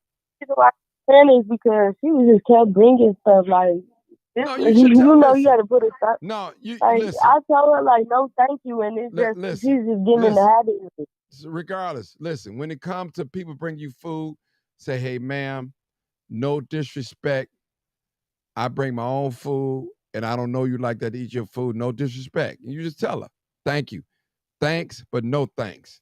You have to tell her, in love. You can't just be aggressive. Just in love, tell them. We can't eat everybody, all these people cook. We don't know what they're about. Who you don't know them from a can of paint. That's just almost like getting in a man's car. You don't know nothing about them. So you have to be careful, young lady. You have to be careful and watch you be real selective of your word. I'm not telling you to hold your tongue, but you got to know when you got to know when to speak. Then you got to know when to be quiet. Some things you just got to be quiet. When they come to you and say things, when they talk about other coworkers, they looking for a reaction. And sometimes you just got to listen, or just say, hey, I got to get back to work. Go to the washroom, cut it off, change the subject. You have to, because on these jobs, I call it office politics. You got this side don't like this side. They mad at each other, or they like the same guy, or the same guy flirting with both of them. You just don't never know what's going on, and you don't want to get caught up in that. You want to keep your focus on your career. I'd be like, that's crazy. I'm like, that's crazy. Yeah. But we have a employee, like, they got a cafeteria for us and whatever. And, we have people come and cook. But, like, with her, she was just, then she broke a lot of HIPAA laws, because it was people who asking me, like, why that lady talking about people information real loud while y'all at the nurse's station? And we can't sleep. My husband trying to get some rest because he just had surgery. And she's breaking all the HIPAA laws and stuff. You can hear her talking about other people's mic charts and stuff. Just, she was talking about other people's mic charts. Like, it was ridiculous too. Yeah. So, is this your first job in nursing? Yeah, it is. It is. Yeah, okay. It is. Let me ask you. That's why I was saying. Let me ask you. I didn't know. Let me ask you a question. What have you learned from this little experience that you've been through? This short experience. What have you learned? Well, basically, I learned like she was like a couple of y'all said earlier. Like, don't really say nothing to him, even though you want to defend yourself. Because I was like, okay, I'm letting her get away with like 4 things, and then I'm going to the manager. So as she getting away with certain stuff, I'm like, okay, I'll go to the manager. But she just kept talking about, oh, she ain't gonna do shit but go to the racist ass manager anyway. We don't like the racist ass bitch anyway. And you know what I mean? The nursing manager, the unit manager already know that she do that. But like everybody was saying, girl, I've been working here for years. I think they keeping her because they scared of her. Because I was like, I think they scared of her too. I think she intimidates them because a lot of nurses have that one thing. If you try to fire them, they use they're gonna use a lawsuit against you. That's what everybody was saying, like, because nurses have power over that more than, like you said, more than us. Okay, hold it right there. I got a new caller real quick. 918. This is your brother from Oklahoma. I just want to weigh in real quick, and I've been enjoying everything, and I'm sorry the young lady has to go through that, but even on my job, man, I work with all guys, and I'm the only, it's another temp. We the only 2 blacks, and I don't joke with these guys. I go in and do my job, but man, they'll twist something you have said, maybe like, I haven't seen someone today, and it happened to me, and it was Broad Friday. So the guy I work with is trying to tell me. I said, well, I hadn't seen Mark. I was just concerned about this, the co-worker. So when I got there Thursday, oh, yeah, Mr. D said that you missed 4 or 5 days. I said, we're not going to go there. You know what we talked about. I'm not getting ready to go there with you. So you need to, they didn't have nothing else to say because I stood up. Don't start that line. It was a general talk. You see what I'm saying, Martin? Mm-hmm. So they'll twist all that up. I don't joke with these guys. They come in and they'll get their coffee or whatever in the morning before we go on the field. I get my water, I set up so I could get ready to hit the sites. But they talk like little women. I thought women was bad. Men are, man, it's crazy, man. But I don't get caught up in that. So I keep quiet. And the misery loves company. See, when you don't indulge yourself with it, they still will try to slide you in some type of way. But I don't deal like that. I come to do my job, not to make friends with nobody, learn the job and do what I need to do. But you're right. You can't do that, man, because they're going to try to slander you, man. You see what I'm saying? Mm-hmm. Okay. I got a new caller real quick. 3268. What's going on, Martin? Hey, Roosevelt. I forgot you was a nurse. Roosevelt. I forgot you was a nurse. Yes, sir. You was a nurse. Go ahead, Roosevelt. Yeah. Hold on. Yeah, I just kind of want to weigh in and everything. Roosevelt, hold on. Yeah. 6077. Let me say this to you, young lady. Somebody just put it in the comments. I believe Monique put it in. Okay. Monique just put it in the comments. She said, see, the same people who engage in that conversation are still there on the job.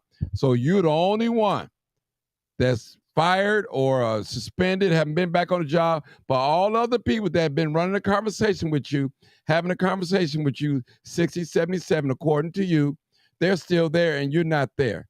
So what should that tell you? Think about it. But I'm going to let Roosevelt talk real quick, this new caller. Did you hear me? 6077. I heard it. It was good. Okay. Let's go to Roosevelt. Go ahead, Roosevelt. Yes, I heard your subject, and I think it's a good subject and everything tonight, because I think it deals with certain things, especially when I was younger and didn't know too much or know any better.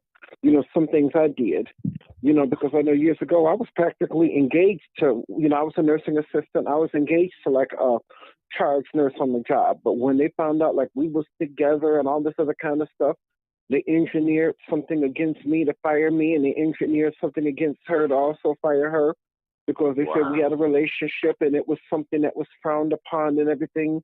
And, and plus I always call myself, I guess, trying to be friends or make friends on the job. And I guess you can't, do that. And even right now, working for myself, even doing photography, because I remember a few years ago, I was shooting a family reunion, and it was somebody in the family who just got let out of prison after 25 years.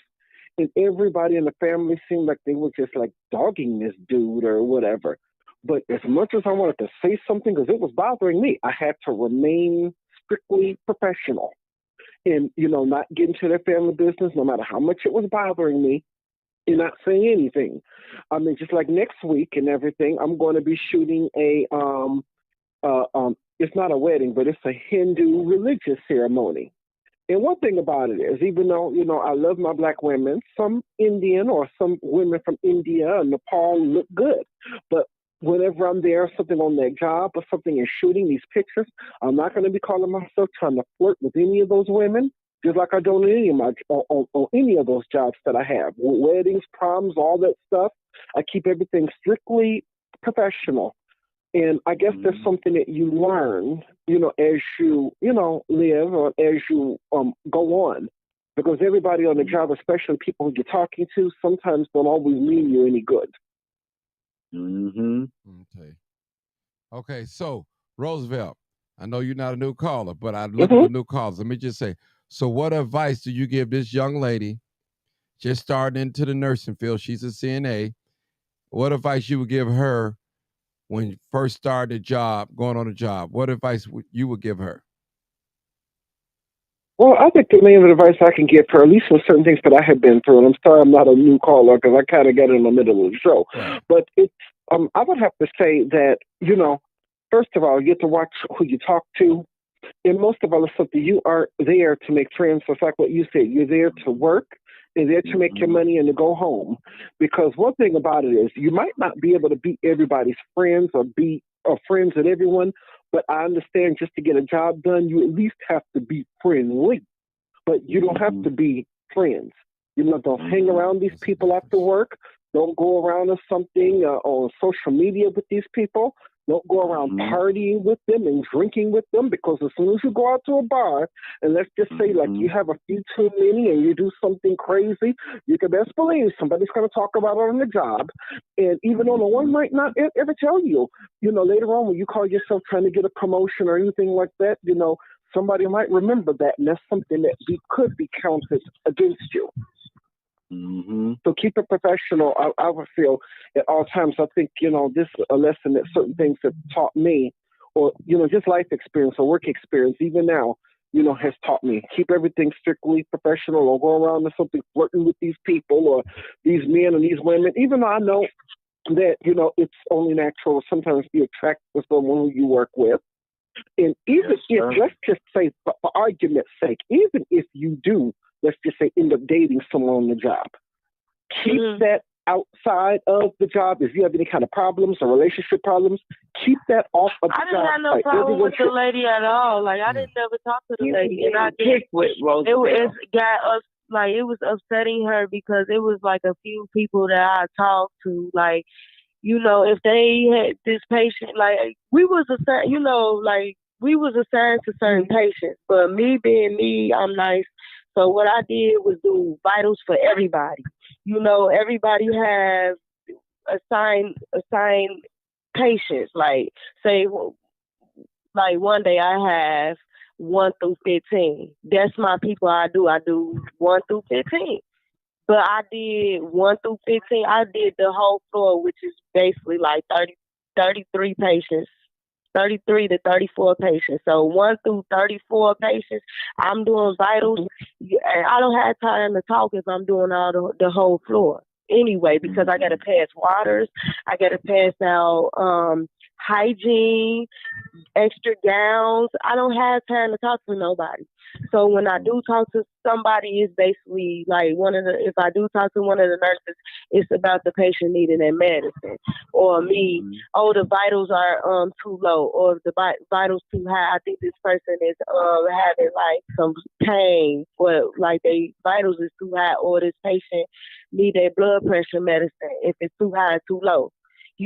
That's the only conversation we basically have. And we have a secretary every now and then on the floor, but she works, she was part-time. But other than that, I didn't really socialize with the nurses unless it was about the patient. We didn't have I always left the flow. Mm-hmm. Okay. To go on break or something. And I guess she just got upset because I never accept her food and I never accept her friendship. That's where the hate come in at. Yeah. You don't have to, though. Y'all hold it right there. It's a player hating thing. That's all it was. New caller, 872 area code. Go ahead, caller. 872. What up, Martin? I know you was looking for new callers, but I just got the assistant coach. I just want to tell her Come something. on, coach. Come on. I'm 25. I learned this. With jobs, you will have to document everything. So, like they said, it's going to send you a letter in mail in 2 weeks. You should have been like, okay, can you email me that? Like, my first thing when I'm talking to a supervisor, I'd be like, everything we talk about, can you email it to me? Because they would definitely lie. They'd be like, oh, I ain't say that. Oh, you low. You low. Put your mouth on the phone. You're low. Can you hear me now? Yeah, you got to talk louder. I don't know why it's so low. They'd be like, oh, I didn't tell you that. Or where did you get this information from? So, next time on your next job, just be like, oh, can you email me that? Because, paper trail. Paper trail, yep. A paper trail, yeah. So, okay. Like when that lady was bringing you food, my grandma used to always tell me, because that's how I got fired on 95th of Western. It was this lady that used to like me. I was 19 working there, and she was like 40. And she used to be like, oh, here go you some food, young man. You so happy today. We were trying to talk to me. And one day I cursed her out. Like, stop bringing me MF and food. I just told you that. All right. Like, and I got fired. Yeah. But I learned from that job, like, my grandma said I should just took the food and threw it in the garbage. No, I took the food, threw it in the garbage. All right, hold it right there, bro. Took the food, hold it right there. All right, I'm going. We got another call. Thank you. 7708. We're going to end it here. 7708. How we doing, Martin? All right, go ahead, my brother. First time caller? First time in a long time. Okay. Tell the truth. Tell the truth. And what? And shame the devil. And shame the devil. Go ahead, my brother. Go ahead. Now, I want to say a few things on this to try to provide some support for the sister. Mm-hmm. I want to talk about what we call the business of work, which has nothing to do with the actual job, the day-to-day stuff you do at a job. I was once at a job and someone had told me that it took them 2 years to feel comfortable in their role. And I didn't believe it because I've had jobs before where I could come in and get acclimated to work and get right to it. But when I really first got a career job, it took me a minute to know my role, know what was expected out of me, know how to navigate the politics of it. It takes a minute, even if you know your role very well. It's a lot of business aside from the actual work you have to do to actually get acclimated to a workspace. So it's two routes you could take. You could go the friendly route and have drinks with your coworkers after work and fix a meal for the potluck and go have lunch with them in the lunchroom. Or you could stay to yourself, go in, just do your job and leave. But both of those things have consequences. You know what I mean? It can be a problem if you don't participate in a lot of the coworker activities because they're going to look at you a certain way. But at the same time, the coworkers be wanting to know about you, your kids, and what your political beliefs are, how you feel about LGBTQ. stuff that has nothing to do with your job, but they want to know what you feel and what you think. And it's like, hold on, I didn't come here to tell you all this stuff. I just came to work. And the reality of it is, especially for a black person, you can't just come in and do your job. I think there's someone's job specifically to disrupt the black person. There's someone's job to aggravate you. They're going to question your credentials. They're going to question your experience, how you dress, your work ethic. They're going to clock watch you coming back from lunch. Like, it's always someone I had on the job who is always a pest. It's like, look, can I just do my job? And so I think that's something as black people that we need to learn and understand that no matter where we are, yeah, we got our credentials, we got our certificates, we got our degrees, but it's somebody else's job that seem to be like a good coworker or a good buddy, but they there to throw all your stuff off. They there to watch you and catch you slipping because they really don't want you there and they want your spot. And it's always something. And so for me, I've never had pictures of my family on my walls. I've never decorated my office with personal things because you can't take away from me anything that I don't give you. I don't friend anybody on social media. And so I don't go for drinks after work with coworkers, but I do try to be cordial when I work. And so I try to kind of tread that line when they get to talking about personal stuff, LGBTQ, or what you think about this? You know what, man, I got a patient to go. From that subject. Right, I got a patient to go see. I can't really talk about that right now. Matter of fact, I'm gonna follow up with you in a little bit, but right now I got to run and do something. I'm always too busy to talk about stuff that don't pertain to work, and that's how I kind of play it. But all that other stuff, come get a drink with me and come to the potluck. Man, listen, that's how I'm not there. Homegirl it's said. Kind of difficult. She said the same thing. She said that when you do all their vitals and stuff for them, that's when they be like trying to see like what's going on with you and try to stay like they friendly. She was like, that's why I don't do all their vitals. I do the people that I wanted to do, like that's on my list. Like I said, the 1 through the 14. She was like, I'm not doing everything for them because I think that's a conflict of interest. For them, yep, and let them do some of the work. She was like, I'm not doing all their work because what they're gonna do is pass out all their medicines. They're gonna sit and gossip about you. That's all they're gonna do. They're gonna talk about you for doing. Because they're gonna think like, oh, she doing all our dirty work anyway, so let her do it, and we're gonna sit here and talk about our personal lives and talk about the patients and stuff. Well, I would go to a superior ask, and I would just get some clarification on my role. And again, that's why the person that told me it take about 2 years to understand your role, understand how people might try to use you. You're a rookie. Oh, we could have sent you off. We could have had you do all types of use you because they don't care. They don't care. She said I had to learn the hard way, girl, because they said, "Oh, girl, you blessed our floor. You ain't got all our vital scores, so they could sit down and relax." She was like, "Girl, I ain't letting them relax in the pay that we get. I ain't doing that." But guess what? What happened if you was doing their work? Anyway. What happened if you was doing their work and you didn't get your priorities done? Then what? Yeah, but let me. Yeah, that's what she was saying because she was like, the doctors, the same way the doctors feel about us. Yeah. I mean, they feel about us as the doctors feel about them. Young lady, whoever was talking to you gave you wrong counsel. They still got their job and you don't have yours. They gave you wrong counsel on the job. It sounded good. They gave you wrong counsel. That's why you at where you at right now and they still on the job working. They gave you wrong counsel. They were setting you up. Mm-hmm. That's what they were doing.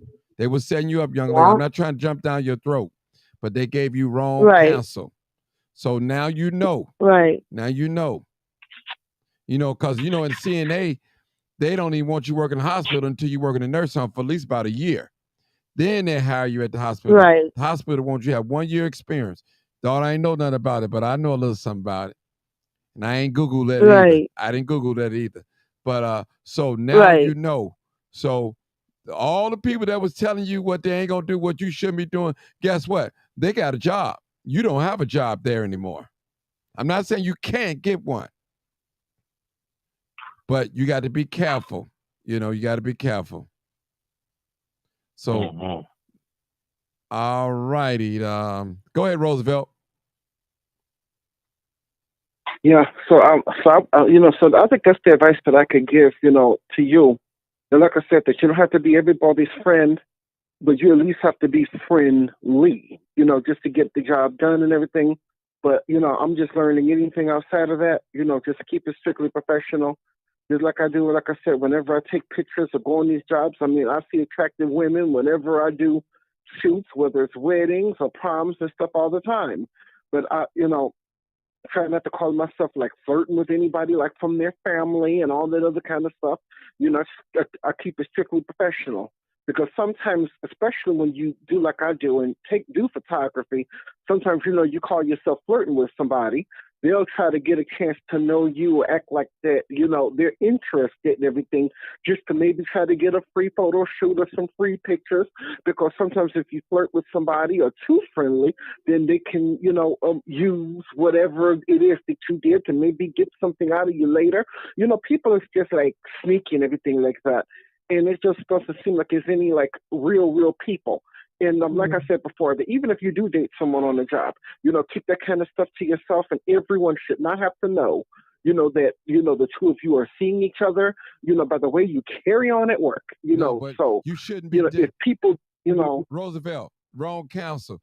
You should not be dating no one on the job, especially if you're a man, because if the relationship goes sour, all she got to do is say that you discriminate, not say you flirt with is sexual, sexually harassment. Yeah, sexual harassment. And they're not going to investigate. They're going to let the mail go right away, because no company wants that record on that name under their title, sexual harassment. Oh, they be sexual harassing women over at such and such nursing home or such hospital. They'll fire you. So I've seen it happen, Roosevelt, where a guy be flirting with a woman, and they flirting, and he started flirting with another one. She got mad. Now she going to HR and report him. Now she got a sexual assault case going on. She gonna get paid, a lawsuit. So I wouldn't even advise you dating no one that's, especially a man, on the job. Period. Got a new call. I think I know who this is, but 917. Don't you yell at me. No, don't you. I know where you're trying to call on there. Don't do it. Don't do it. I know where you're coming in. So let me hear what you got to say. I know exactly where you're trying to go, because I read your comments. Don't come on here with that. Okay.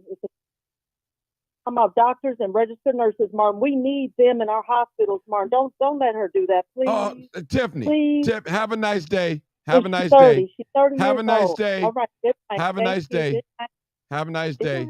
Don't come on here with that. I knew where she was going. You ain't gonna. This ain't gonna be about you. So silly.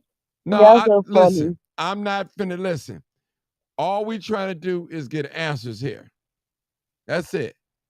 I'm not trying to argue with nobody. But I definitely like the advice and stuff, like, because it's like, when I first got there, I'm like, okay, I'm gonna just do my work, which I was doing every day, and it was like, I think the environment was getting negative too. Like, and then some people was going like against the same nurse, and I'm like, what's she doing? And I don't be trying. I'm like, nah, I'm just gonna do my work, because everybody always saying that this nurse doing this. I'm not even gonna be in it, because I don't want to hear about it. Yeah. And then it was like, okay. Let me ask you a question, young lady. Everybody that you was talking to, telling you don't do this and don't do that, are they still at the job? Some of them, but not all. They like left when I left, because they was like, no. Hold it, young lady. Are they still at the job? And now, I don't want to hear about some of they may left when they left. No. See. Well, it's not a lot of them. Yeah, I'm trying to get you. Not a lot. I'm trying to get you to see.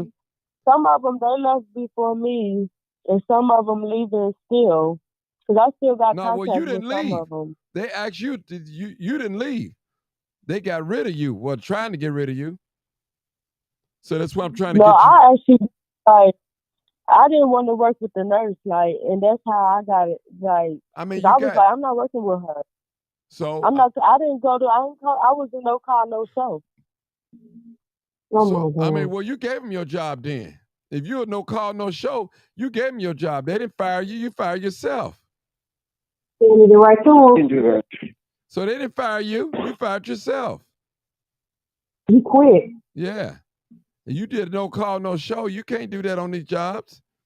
You do owe them a phone like call. You said, you haven't even been there for 3 months to fight.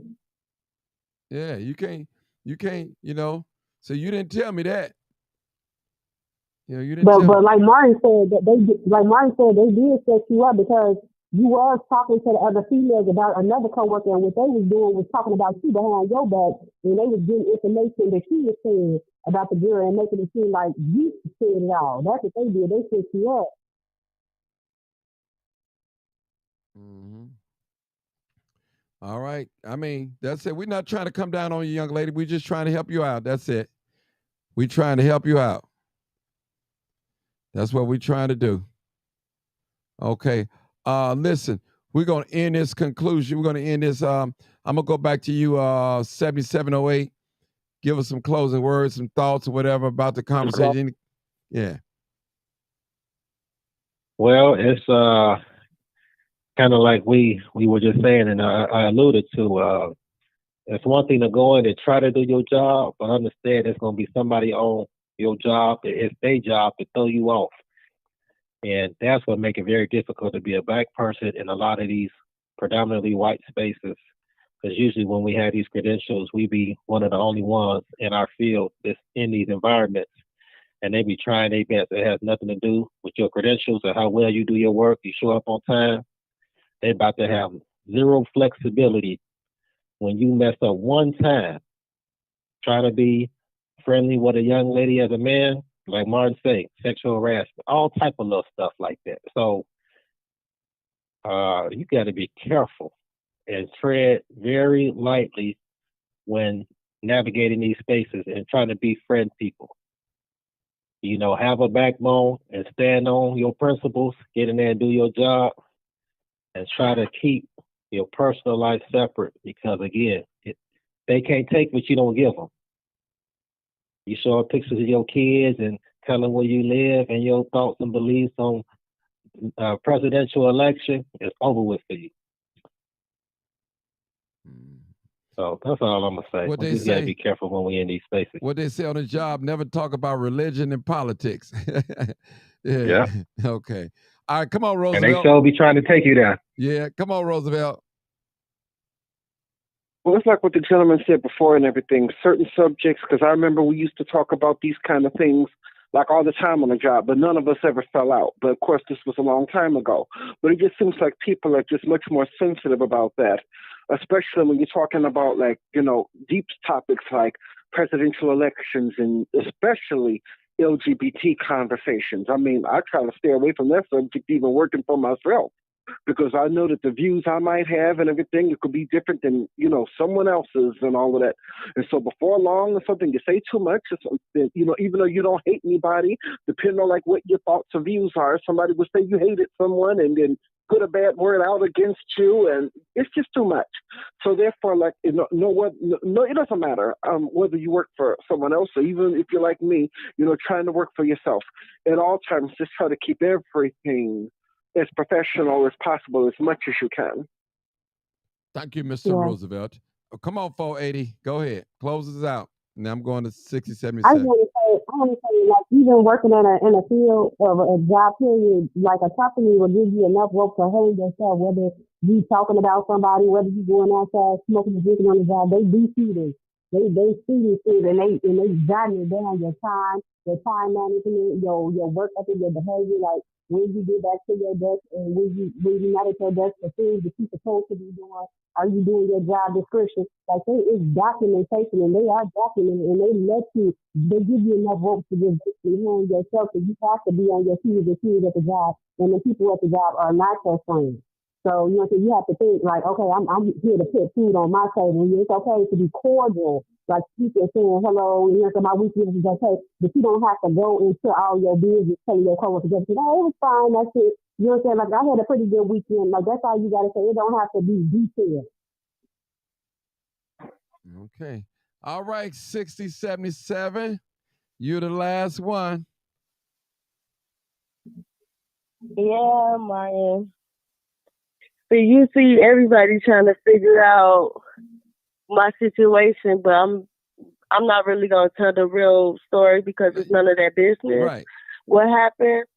It's nobody's business. So yeah, I'm mixing my story around because I can do that. Well, let me who gonna do something about it? No. You ain't gotta have an attitude on here. We just give you word advice. You don't have to have an attitude. I mean, right. You don't have to. This not that type of show. This is not that type of show.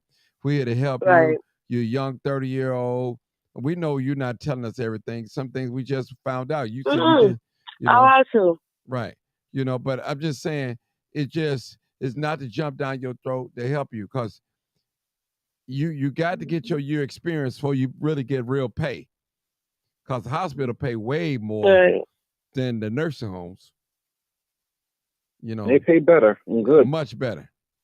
So I know. Yeah, because I was going through this agency right now to do this other stuff with the same, with my same certification and whatever. But I'm looking into other stuff too with my dementia technician. Okay. Well, I mean, we just gave you basic rules on any job. You can apply this to any job, not just nursing field, period. On these jobs, period. Right. That's it's all. Any job, yeah. Right. It's any job, not just and maybe you can find you a mentor or something, that's in that field that you can connect with and and do that. That's yeah, but I good. talked to a couple people. They said they had a couple problems where people were stalking them, tagging on their cars and stuff. And I was like, wow, at this hospital, they was like, girl, yes, they will write down your plate number and follow you at home. And I was like, girl, they do too much. Yeah, it was people that had to talk to HR before they were telling me because they had people writing down their plate numbers, stalking them. I was like, dang, people do all that. That's crazy. Oh, okay. Yeah, that's real crazy. Some people is just successful people. Right, yeah. Somebody calling in. And it can lead to fatal attraction. Oh, okay. Okay, hold on. I listen, caller. Okay. I'm trying to close out of here. What's up? 912. Oh, that's okay. No, I was just gonna say something about my job. Go ahead. Because I had came on the live and I just caught half of something about jobs. Right. But I walked off of my job 6 months ago, September the 3rd, as a matter of fact, 2022. And I'm a certified CNA or PCT, whatever you call it. And I work in the hospital. And yeah, true, they pay good. But they pay good, but you're going to work like a dog, okay? They're going to get their money's worth out of you. And this particular Sunday, I went to work. They pulled me from my unit, sent me to another unit. I was trying to talk fast. And when they sent me to another unit to help them out, they gave me 18 patients. It was 2 techs, but they gave me 18 patients. They took the other white lady check, sent her to the desk to answer the phone and the call light. So I noticed I was getting overwhelmed. How am I going to do 18 patients with all these total cares? You got people laying in bed, can't do nothing for themselves. Some can do. So I called my supervisor from my home floor. I let her know what was going on. And she going to tell me, well, that's the norm for one tech, 18 patients. So I explained to her, I'm not no dog, and I can't do all this. So, and me and her was going back and forth. So anyway, to make a long story short, when I got ready to make my second round, go around with the vitals and blood sugar, I just politely went up there and slammed the machine down on the desk to the charge nurse for that unit. And I told him, get somebody else to do it. I was out of here. But before I did that, I already called my husband. My husband told me to just walk off the job because I wouldn't have been no more good if I would have continued doing 18 patients. You know what I'm saying? And even we had 7 nurses. None of them tried to help me with their patients. So guess what? I left them all right there to do their job. And I didn't look back. Ma'am, I want to ask you a question. You know? What was the number or expectation of people you do the vitals on? Was it 18, 15, 10? What was you normally doing? I normally do, when it's a full staff of techs, CNAs, I normally have anywhere from 9 patients. But that wasn't my unit. They pulled me from my unit to go help another unit. So in other words, they tried to dog me out. And I got upset and I left. You know, and I'm certified through the state of Georgia because I live in Georgia. But I was doing this for 36 years. Now, a lot of stuff I put up with on the job because I worked in the hospitals all my life. A lot of stuff I put up with in my younger days, I was just not about to do it at 58. I'm sorry. That's just me. So my husband told me to leave and I left. And I ain't been back since. So now I got another job offer for another job after being home 6 months. And so I go to an orientation on that job Wednesday. But I was smart. I told him I don't want to be full-time and I don't want to be part-time. I want to be PRN. For a lot of people who work in the hospital and the medical field, they know what PRN is, as needed. Mm-hmm. You know. Oh my God, girl, that be oh my God, my friend just said that she had to work PRN because she was like, girl, I get so tired, it drags me. She was like, I don't understand, like they get rude with you, and I can't hardly take it. She said, I've been doing this since 96, 1996, 1993, and I was like, between 1993. 1996, and I was like, girl, I don't understand. Like, he was like, I was like, you're not gonna go back to be a RN or anything? She was like, nah, I think because the RNs catch hell too. They catch hell. They do. They said they got to do the medicines, and then the doctors don't get approved. I want to ask you ladies a question. How long does it take to do vitals? It all depends on how many patients you got. You know what I'm saying? No. And a lot of times, it depends on like. Hold it. That ain't what I'm asking. How long does it take you just to do vitals, one person, on the average? 2 minutes. Okay. About 2 minutes. 2 minutes to me, because all you do is putting the pressure on it. The 2 minutes. And then you getting up under their tongue with the temperature. And you doing a pause. Yeah, but let me say this. It takes 2 minutes, but you're not gonna just go in a patient room to take vital signs. Because some of them will tell you, I need help to the bathroom before you get my vital signs. I need to be dried up, my bed wet. To the bathroom before you take the vitals too. Yeah, right. Yeah. It's a lot. You're not just going to go in there and take vitals and walk out. They'll refuse, too. They'll refuse it. Oh, yeah. Some refuse it, but I tried it. When they refused, I tried it, and I let the charge nurse know. But vital, and then some of them be on tellies. So tellies is the hardest, too, because you got to do tellies like every 2 hours or sometimes every other hour or every other 4 hours. So we don't do that at my hospital. If they on the hospital, you got to do that. We didn't do tellies at my house. Techs. We had monitor techs that monitor those. We had monitors to monitor those telly.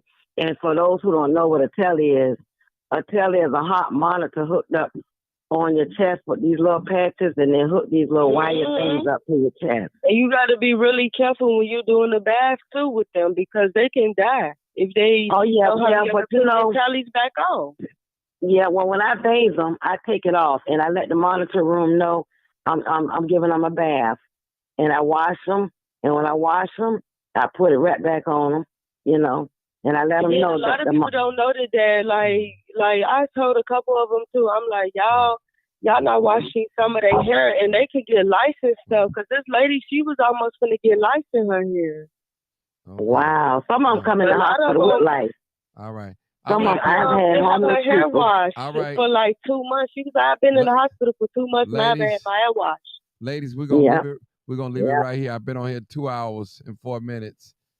It's just about a little bit after midnight. I appreciate you guys. What's that? What she said? She said that Miss Anderson said nursing field is not for everybody. I understand, and I understand some of these nursing it takes a homes, strong person. they run short, and somebody call in. You got to do the work at 2 people.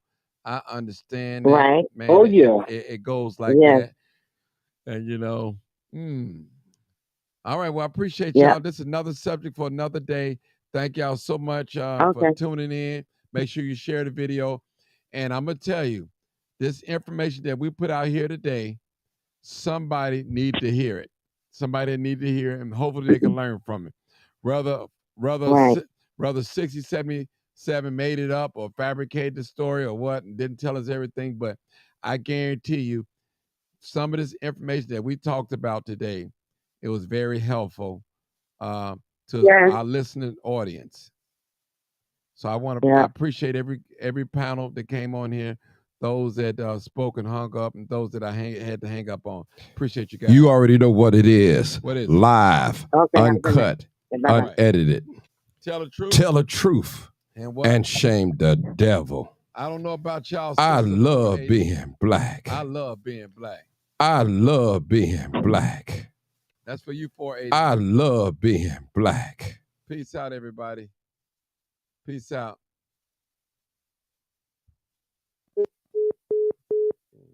She gave that job. You young folk boy, go to bed. I'll go, Monique. Hey, Monique, the girl. Oh my God. No, she didn't, Monique. No, she didn't. No, she didn't, Monique. No, she didn't. No, she didn't. So I don't tell everything. That's why you got fired, because you was on there running your mouth. I knew we didn't hear everything. Yeah, I know it. Yeah. You didn't want to listen. You knew everybody business. You see what I told her? I told her, repeated exactly what you said on there. Everybody that you was talking to still working on the job but you. Mm-hmm. Some of them left. I said, but you didn't leave. That's a lie. She just had to come up with that because she got caught up. Yeah. She got caught up. She's a big mouth. She's a know-it-all. I don't know if she's 30. If she's still 30, she's an immature 30. And very immature. Yeah, she's going to get kicked off of every job. With that same attitude. Same attitude. Mm-hmm. Don't want to work her way up to becoming whatever it is she's going to become. Mm-hmm. Well, think her prettiness gonna get her back. Come on, fair skin. So what that mean?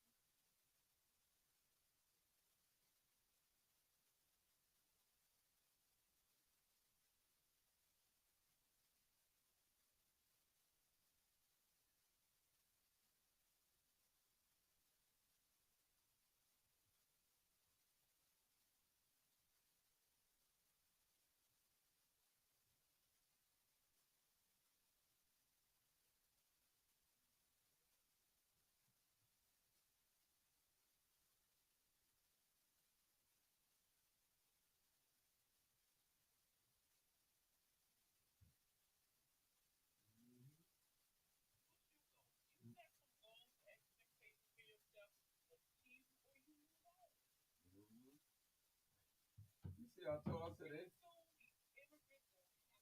all the way. I wanted to say that so bad, but I didn't want to put it out in the atmosphere. Ooh, I want to say it so bad. I love being black. Cut this down. I want to say that so bad. I said, boy, that young girl.